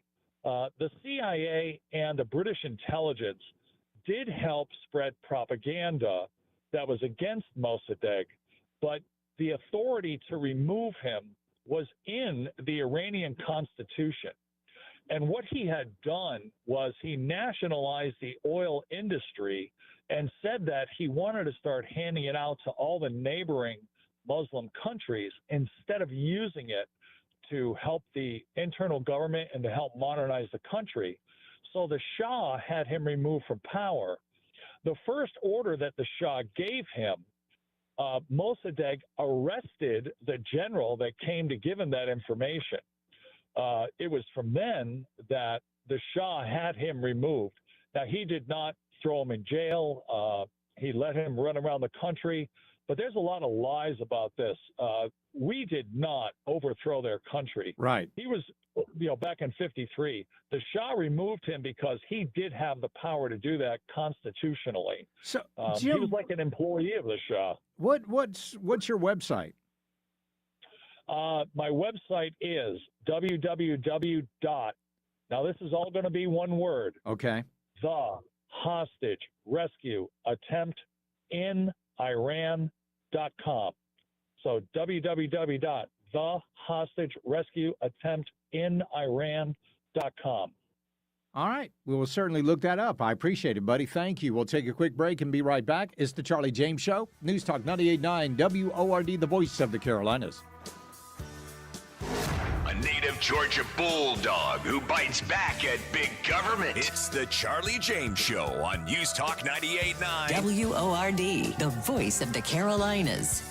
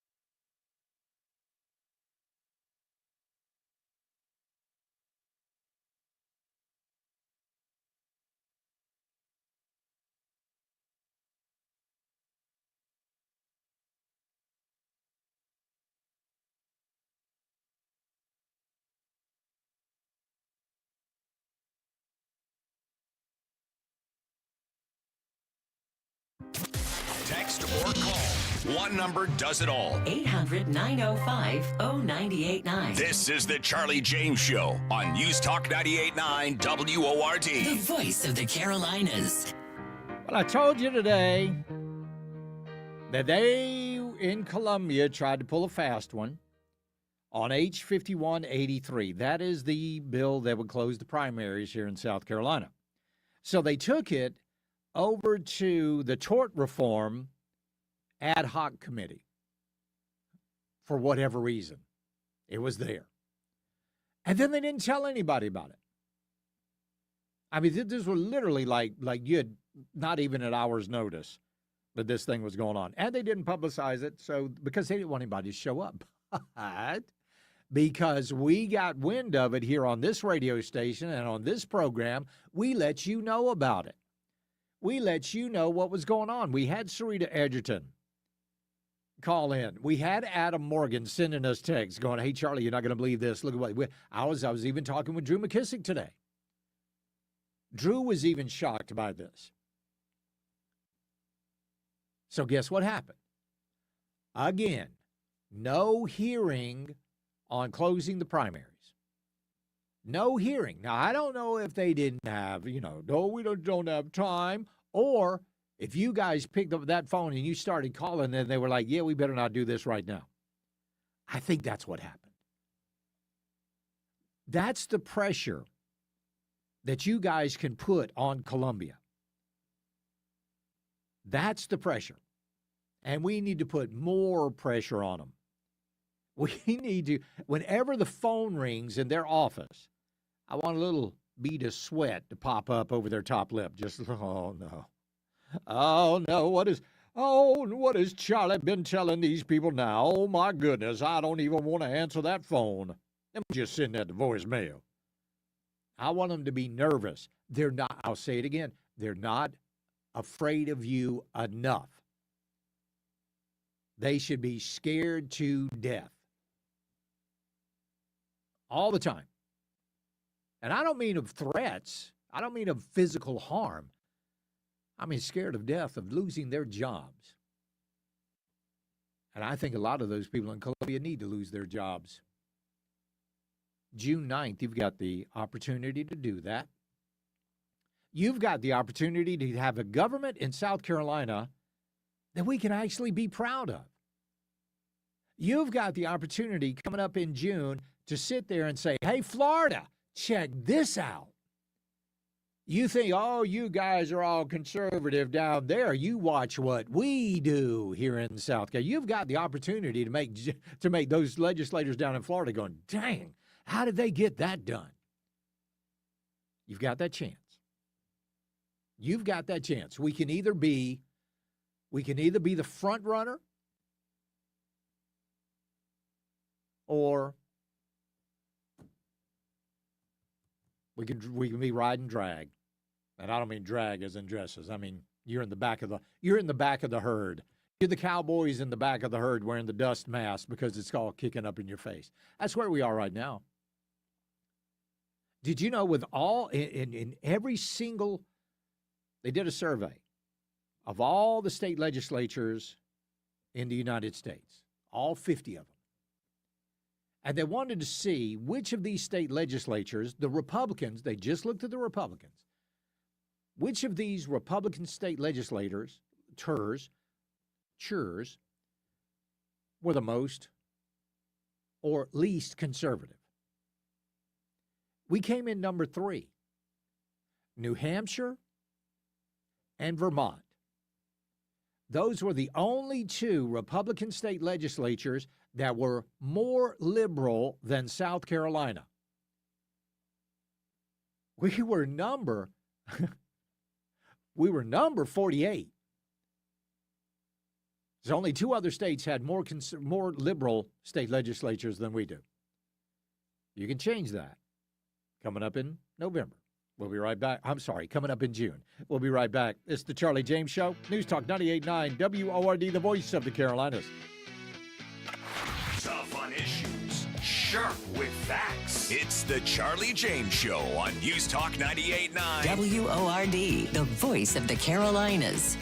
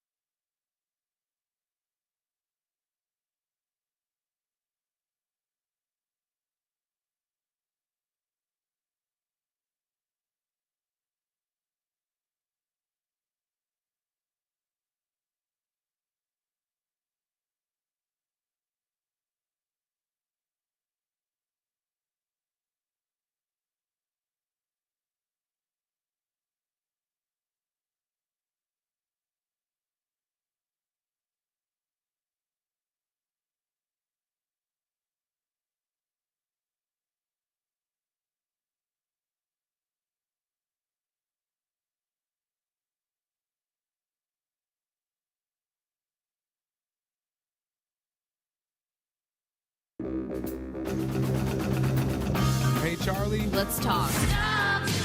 It's the right talk. Charlie. Welcome. This is the Charlie James Show. Now we're talking. News Talk 98.9. WORD. The voice of the Carolinas. All right, welcome back to the program. Let's go to the WRD talk line. We'll talk to Crystal in Greenville. How you doing, Crystal? I'm good, Charlie. First I want to say I love your show, and my Thank daughter's in the car. She wants to say hello. Oh, hey, how are you? What's your name? Shay. Kay? Shay, like Shea Butter. Oh, Shay. Hey, Shay, how are you? I'm so glad you're tuning into the program this afternoon. What can I do for you, Crystal? Yes, sir. I've heard you and Tara and everybody all day talk about going to vote, and I know how important that is. Right. But how do we know for sure? I know we're supposed to research and all that, but how do we know that most of these Republicans that are coming out now aren't rhinos in sheep's clothing? Well, we are going to stay on top of this, and I'm not saying we're going to tell you how to think, but we're going to give you the information about a lot of these folks. Right now, the only offices that we are really positive of is the governor's race and the attorney general's race. There are a lot of other races that are going to be coming up, and we're going to stay on top of that. And also, we've got a lot of organizations here in the upstate that publish voter guides, and when they release their voter guides, we're certainly going to let you know about that, okay? Yes, sir. All right. Thank you. Yes, ma'am. Thank you, Shay. Bye, Shay. Thank you for calling in. I appreciate it. That is sweet. I love to hear from the kids out there. All right, WRD talk line, 800-9050-989. Well, I told you a couple nights ago that old Keir Starmer, the reason that he didn't want to get involved was because he was scared to death of the Muslim vote in the UK. He was absolutely terrified. And oh, boy, was I right. In Palestine and Israel. But on Iran, I want to make clear the UK was not involved in the offensive strikes of the US and Israel.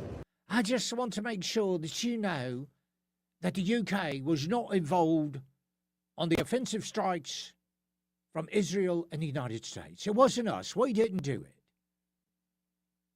What a gutless coward.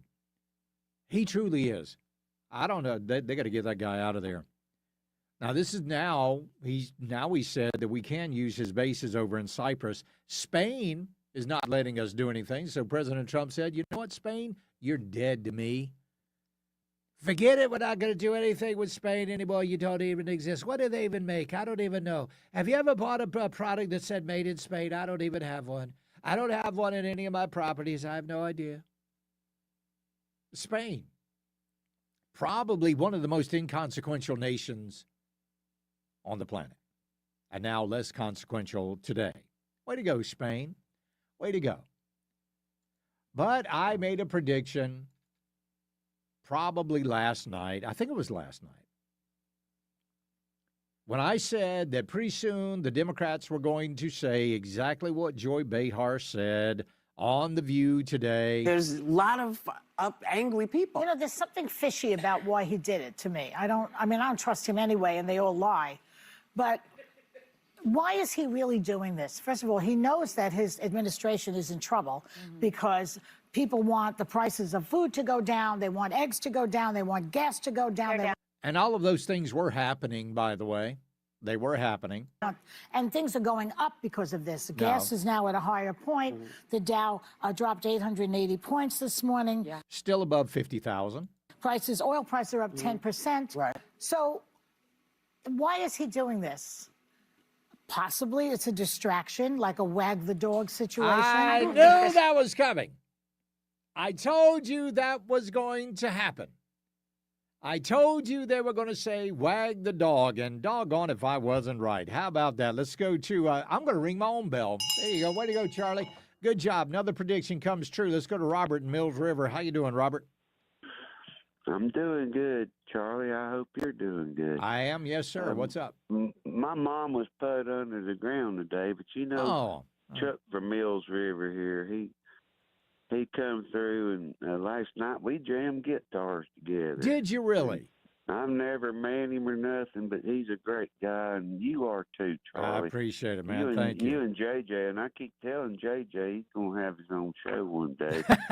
You watch out. Watch out for him. For it.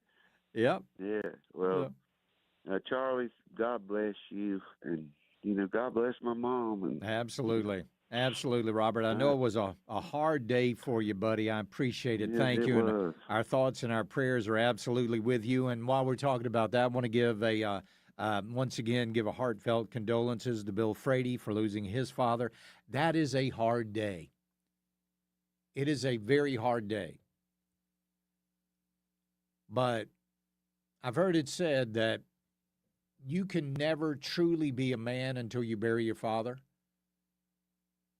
And it's something we've all got to go through. Doesn't make it any easier. I'll tell you the hardest part, and my father and I were never that close. We were never that close. We did not see the world through the same lens. So we just weren't. My dad was like a cousin that would come around on occasion. Grew up, I didn't know my mom all that well. Didn't know my dad all that well. I was raised by my grandparents. But later in life, we just started talking a little bit more. I mean, we just chatted. When my father passed away, I preached his funeral. And that was a hard day. And it was a day more about regret than anything. But I think the moment that it hit me the hardest after losing my dad was when I picked up the phone to call him. And then I was like, oh, that's right. That's right. It's not an easy thing. Mothers, fathers, losing anyone you loved. I recently lost my father-in-law, Heinz Becker. He was 96 years old. Guy lived an amazing life. Actually came to the United States from Germany and started working up in Marietta. We lost him just a few days ago. We'll be going up to Rhode Island to have the funeral service coming up whenever they can schedule it. I don't know.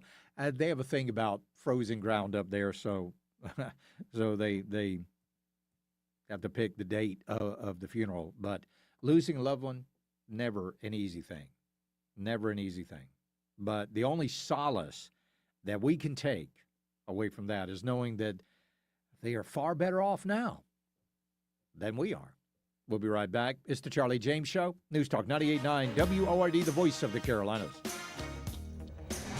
15 minutes of breaking news and stimulating talk begins every hour, every afternoon on the Charlie James Show. News Talk 98.9 WORD. The voice of the Carolinas.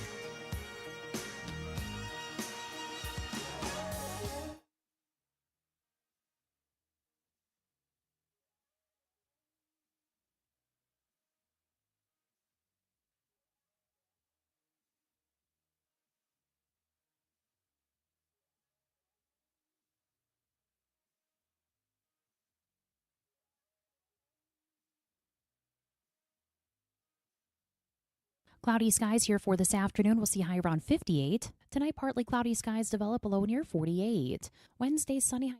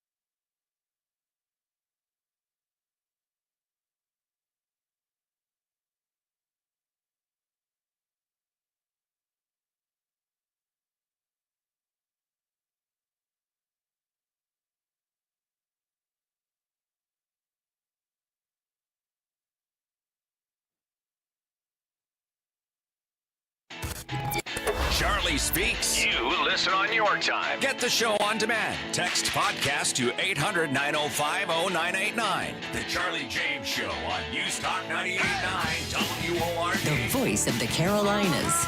So the talking points now are, Charlie, Iran didn't have nuclear aspirations. They didn't have nuclear fuel. They weren't working on nuclear weapons. Oh, really? Oh, really? Well, not according to Steve Witkoff and the Iranians. Yesterday, Witkoff said on Fox News that Iranian officials told U.S. negotiators they have enough enriched uranium to build not 1, but 11 nukes. Let's take a listen to Witkoff. Percent material, Sean, can be brought to 90%. That's weapons grade, in roughly 1 week, maybe 10 days at the outside. The 20% can be brought to weapons grade inside of 3 to 4 weeks. And let me say this, because I forgot this small little detail. In that first meeting, both the Iranian negotiators said to us directly, with no shame, that they controlled 460 kilograms of 60%, and they're aware that that could make 11 nuclear bombs, and that was the beginning of their negotiating stance. So that's how you start off. That's how you start off the negotiations with the United States of America. We have 460 kilograms, and we're going to make nuclear bombs. That's how you started off? I don't think that was a very good way to start it off. He said, Jared and I opened up with the Iranian negotiators telling us they had the unalienable right to enrich all of their nuclear fuel that they possessed. That's how they opened up. Witkoff said, then we have the inalienable right to stop them in their tracks. And that's what we did. That's where we are right now. But oh no. So then, and here's the real kicker here. They offered, Witkoff, Jared Kushner, offered them enough nuclear fuel for a decade, for 10 years, if they promised not to spin it down to weapons-grade uranium. Guess what? They said no. Why? Because there were conditions around that. You know what? We're going to have to know where this stuff goes. We're going to have to find out exactly if you are spinning it down. We want to keep track of all of that. Nope, not going to do it. Not going to do it. Let's go to Patrick in Pickens. Patrick, welcome. Hey, Charlie, how are you? I'm good, bud. What's up? Hey, so I'm just wondering, so talking about the nuclear weapons and all that Iran, about how long it's going to take or what they had or what they could produce. Have you ever thought about, as much money as they have with oil and everything that they have at their disposal or had, like buy or getting something from like Russia or somebody else to have a bomb? Yeah. Does that make sense? Or so you're saying they didn't even need to spin down uranium into nuclear fuel?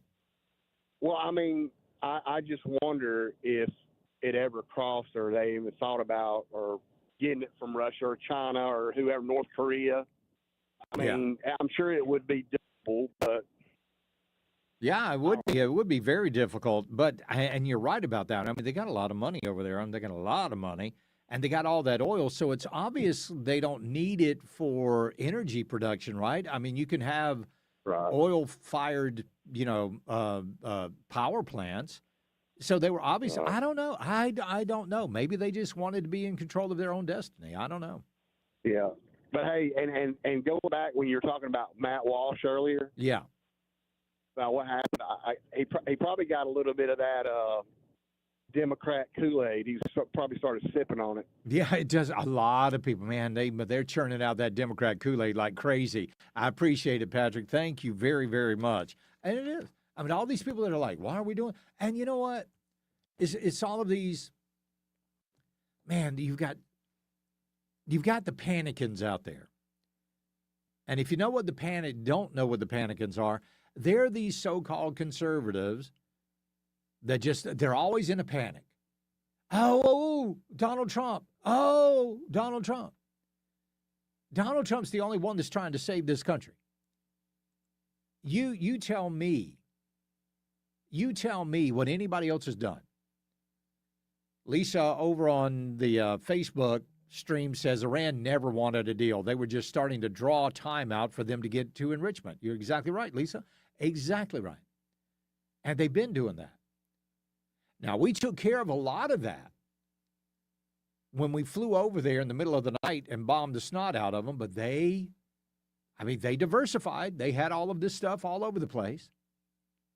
So, again, when you start off a meeting by saying, we've got nuclear material and we're going to use it, and we're going to make nukes, I mean, that to me is no way to start off a negotiation. So Scott Jennings was over on CNN, of course, and with Abby Phillips.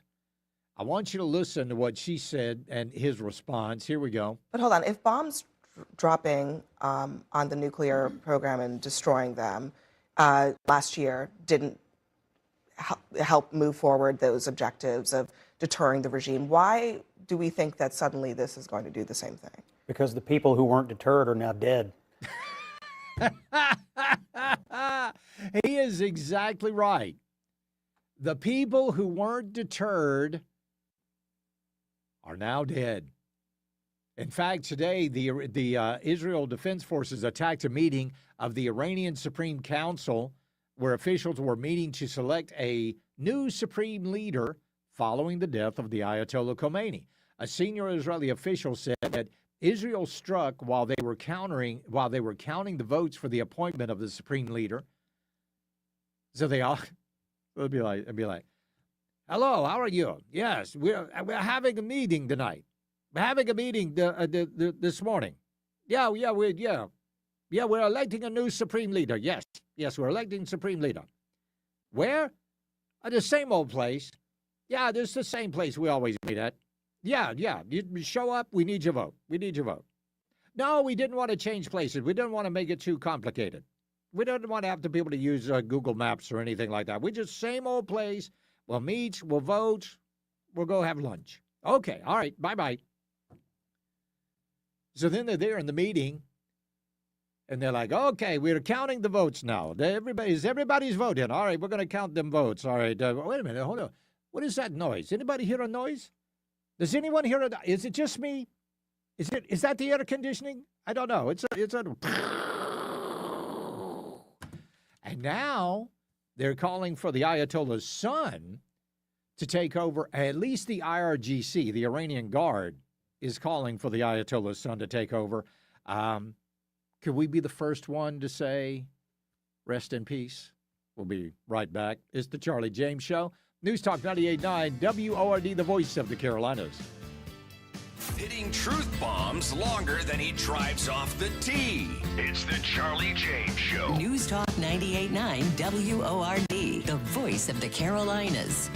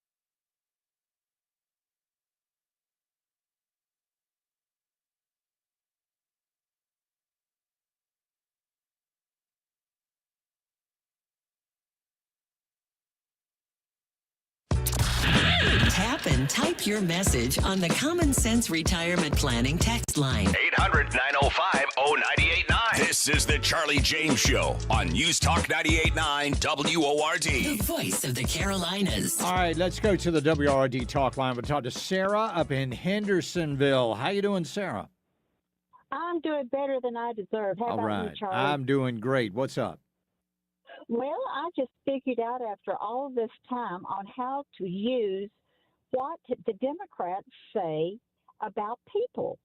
And the more that they call them names, that they accuse them of being racist, Marxist, sexist, whatever they want to say, that's the person I'm going to vote for because it takes one to know one, and they don't know one in the Republican Party, except for some of those who try to tell us how much they're behind their president. And then when you watch what they say and do during the term of the president, and they're totally opposite. We've got a few here in North Carolina that need to be gotten out of there, just like you've got some down there in South Carolina. Yeah, you're exactly right. And polls close at 7:30 tonight. Sarah, certainly hope you got out and voted today. Oh, I voted early. Good and I'll for you. Tell you what, people who are listening, our voting is our privilege. It is a right that many people have given their life for. So don't waste it. Get out there and let your voice be known. Go vote. You're exactly right, Sarah. I appreciate it. Don't you think all those people in Iran right now would love the opportunity to decide who their government was going to be? I want to go to Richard in Dallas. Richard, welcome. Hey, man, Charlie, listen, I voted early today. Good. And it was really, I did. And I walked around, look, I've been to 2 or 3 big stores. And Charlie, I didn't see but about several people that had the little tag on that says, I voted today. Little sticker, yeah. Okay. Really. So, I'm just saying that. I don't think North Carolina's going to have a better turnout than you guys. Maybe not. Listen, let's go on about this. Trump has done what he's done over in Iran. Right? Right. And he told the people, he said, this is not a takeover. It's for you people to be able to take over. Yeah. Your own nation. Right. I'm trying to help you gain your freedom. Yeah. Okay. So what if those Iranians are able to vote and elect a leadership, Charlie? And what if they choose to elect a leadership like the Palestinians chose as their leadership here a while back when they elected Hamas? Well, there's nothing we're going to be able to do about that. We're talking about the Middle East. The only thing we can do is give them the opportunity. I know, Charlie, but what my point is, these people are pretty much, they're human beings, but they're different. They're crazy. They're animals. No, not all of them, Richard. Not all of them, Marvin. No, Richard. Yes, some of them, but not all of them. You had hundreds of thousands taking to the streets last month protesting the IRGC and the Iranian government. And what did they get for their troubles? They were shot in the back. They were executed by their own government. So, no, not all of them are crazy. Those people that are dancing in the streets of Los Angeles, they're not crazy. Those people that are dancing in Manhattan, they're not crazy. People dancing literally all over the globe, Berlin, they were dancing. Because Donald Trump took out the Ayatollah. Let's go to Chuck in Mills River. Chuck, welcome. Hey, man, first off, condolences. I went to Robert in Mills River's mother's ceremony. They couldn't stay. Hope he's listening, and if so, I went over and met him last night. There you go, nice. Yeah, I heard you played guitar. Your show's all about bringing us. Well, your show's all about bringing us together, man. Yeah, that's right. And I think we need to get like a little James Gang club up. But anyway, I thought it was really funny you were talking about it. So I received a letter today. Would you like to be the next leader of the supreme leader of Iran? Congratulations. Yeah, no, I'll pass. I'll stay right here up in with the hillbillies in Helene ravaged North Carolina. It can't be. They say it couldn't have gotten any worse than Helene, but I don't know, Tehran right now. I wouldn't want to be in one of them compounds. I can tell you that. Right. But But yeah, I mean, it's just I think again I want to just say a great big praise the Lord for our military, and this is why the whole you walk softly, but make sure you've got the biggest stick. Absolutely. And make sure you know how to use it. That's right. Or I think Donald Trump's doing a great job. There's fine details still got to work out. Yeah. But I firmly believe that nobody in their right mind would want to be the next supreme leader of Iran. No, no one in their right mind. What did Trump say? He's creating more jobs. He's even creating jobs in Iran. He said, look at me, I'm even creating jobs in Iran. It says absolutely beautiful. I appreciate it, Chuck. Thank you, man. You have a great night. Let's go to Bob in Grur. How you doing, Bob? Good, Charlie. Thanks for taking my call. Yes, sir. I'll try to be quick. I have a joke, and I wanted to share an incident with you that happened Saturday where a couple of nutcases tried to deny that Iran was building nuclear weapons. But the first one was, did you see the Babylon Bee where it showed a picture of Obama and said he's puzzled by the U.S. dropping bombs on Iran instead of pallets of cash? Yeah, right, because that's what he dropped on them.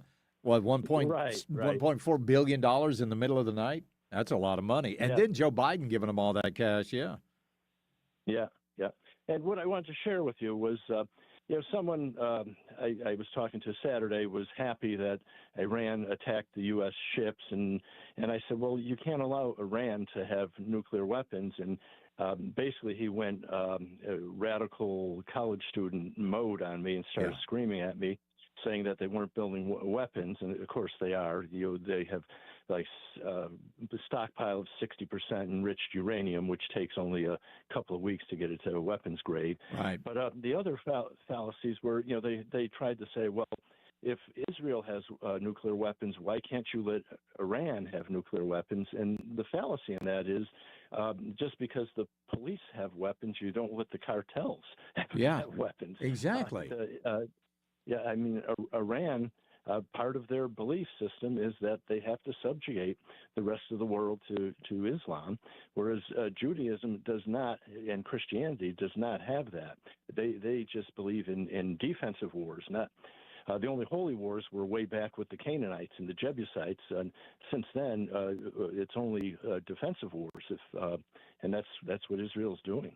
Yeah, you're exactly right, and that's what we're doing. I appreciate it, Bob. This is Mike Johnson speaking on Capitol Hill just a few minutes ago. A few layers of leaders and potential leaders who would take over there. It is time for the people of Iran to step up and seize this moment of opportunity for them, the one that they have long awaited, to have freedom there. We're encouraging that. We're hopeful for that. I think our NATO allies and our other allies around the world are watching with great anticipation and hope. I suspect that the entire world will reach out a hand of encouragement and assistance as is needed to help them. We have no ability to get into the nation-building business. We don't do that. We're not the world's policemen. America has enough trouble of our own. But I think this is a great development for the people there to be able to stand on their own 2 feet and seize this moment of opportunity. We're certainly hopeful and prayerful that they will, and that no other innocent people are killed. Iran, by some estimates, murdered tens of thousands of their own citizens just within the last several weeks. Those people are now deceased. They do not have the ability to do that. There's still dangerous folks there, but there's more good people. There's more people who desire to have freedom and liberty, and there are terrorists and tyrants in the world. I'm grateful for that. This is their moment to step up, and I hope they will. There you go. That was Mike Johnson. Let's go to Vinny in Boiling Springs. Vinny, welcome.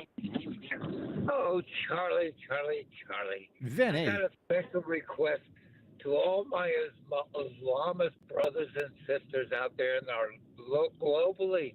That song you played the other day, I couldn't stop laughing, by the way. Oh, bomb,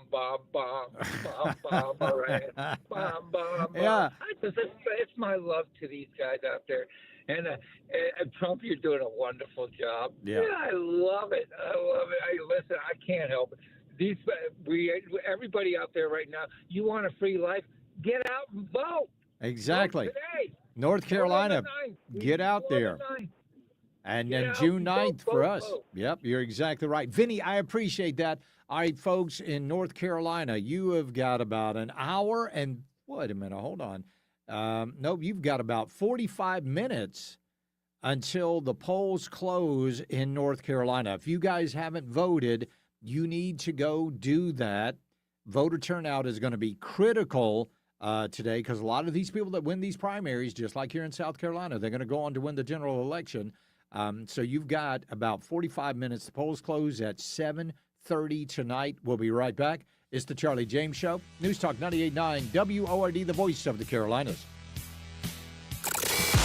Honest views, trusted news. This is the Charlie James Show on News Talk 98.9 WORD, the voice of the Carolinas.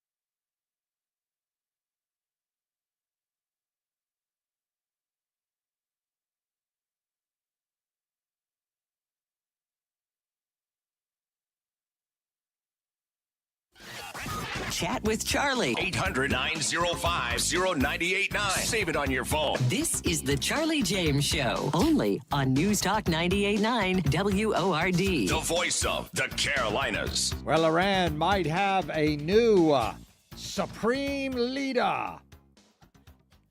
Mojtaba Khamenei, son of the late Ayatollah, has been elected Iran's new supreme leader. According to Iran International, he was selected by the Assembly of Experts after heavy pressure from the IRGC. The IRGC, those were the folks that were shooting the protesters in the back a couple of weeks ago. Yeah, they're a great group of people. Now, this might all be for naught, because there are stories out there that say that Mojtaba Khamenei has either been killed or is critically wounded in recent strikes. Oh, okay. So they may have just elected a dead man. We don't know. But here's the weird thing. When we started bombing Iran, what did they do? They started bombing their neighbors. I don't get this. That to me, I was like, what? Are you kidding me? There's no way. Why are they doing that? I don't know. Well, that's how much love they had for their neighbors. But I know I know. I get it. It's crazy. I want you to listen to this. They did hit a CIA station. I want you to listen to this from Fox News. An Iranian drone has hit a CIA station in Saudi Arabia's capital. Jennifer Griffin is live in Washington. Jennifer, what do we know? Well, Jessica, we've confirmed with an official source that, in fact, it was an Iranian drone that struck the station, the CIA station in Riyadh. It was part of that U.S. Embassy compound, part of that drone strike last night that led to damage at the embassy. This is certainly a symbolic victory for the IRGC. Nobody was injured. Nobody was at the embassy at the time. The Washington Post was the first to report on the incident, and that it was, in fact, the CIA station that was targeted and hit. But what this indicates is that drones, the Iranian drones, are going to be a big problem. They can take out the missile launchers and even the missile stockpile. Okay, so now they have hit a CIA station in Saudi Arabia. Well, guess who's not real happy about that? Saudi Arabia. Okay. They are not happy about it at all. They're like, you're going to send your drones into our airspace? Sources in the region tell me Saudi Arabia is very close to allowing its Air Force to strike targets inside Iran after facing unprecedented missile and drone attacks on its civilians, including incoming missiles today targeting Daman, its fifth largest city. Quote, the next 24 hours is going to be intense, I'm told. A line has been crossed, a well-placed official in the Gulf tells me. What's truly extraordinary, Harris, about this development is that it would not have been possible if Israel had not been brought in under U.S. Central Command at the end of the first Trump administration. Carrying out airstrikes takes tremendous deconfliction and coordination. CENTCOM used to be attached, Israel used to be attached to the European Command due to sensitivities with the Arab states that did not recognize Israel. That changed with the Abraham Accords. No U.S. personnel were killed or injured when the U.S. Embassy in Riyadh, Saudi Arabia, was struck last night by at least 2 Iranian Shahed drones. The embassy was largely empty at the time. So no injuries to American either civilians or soldiers over there in Saudi Arabia. But that's why do you want to tick off somebody that has got an air base so close to you? They don't even have to ask anybody's permission. They just take off and bomb the snot out of you.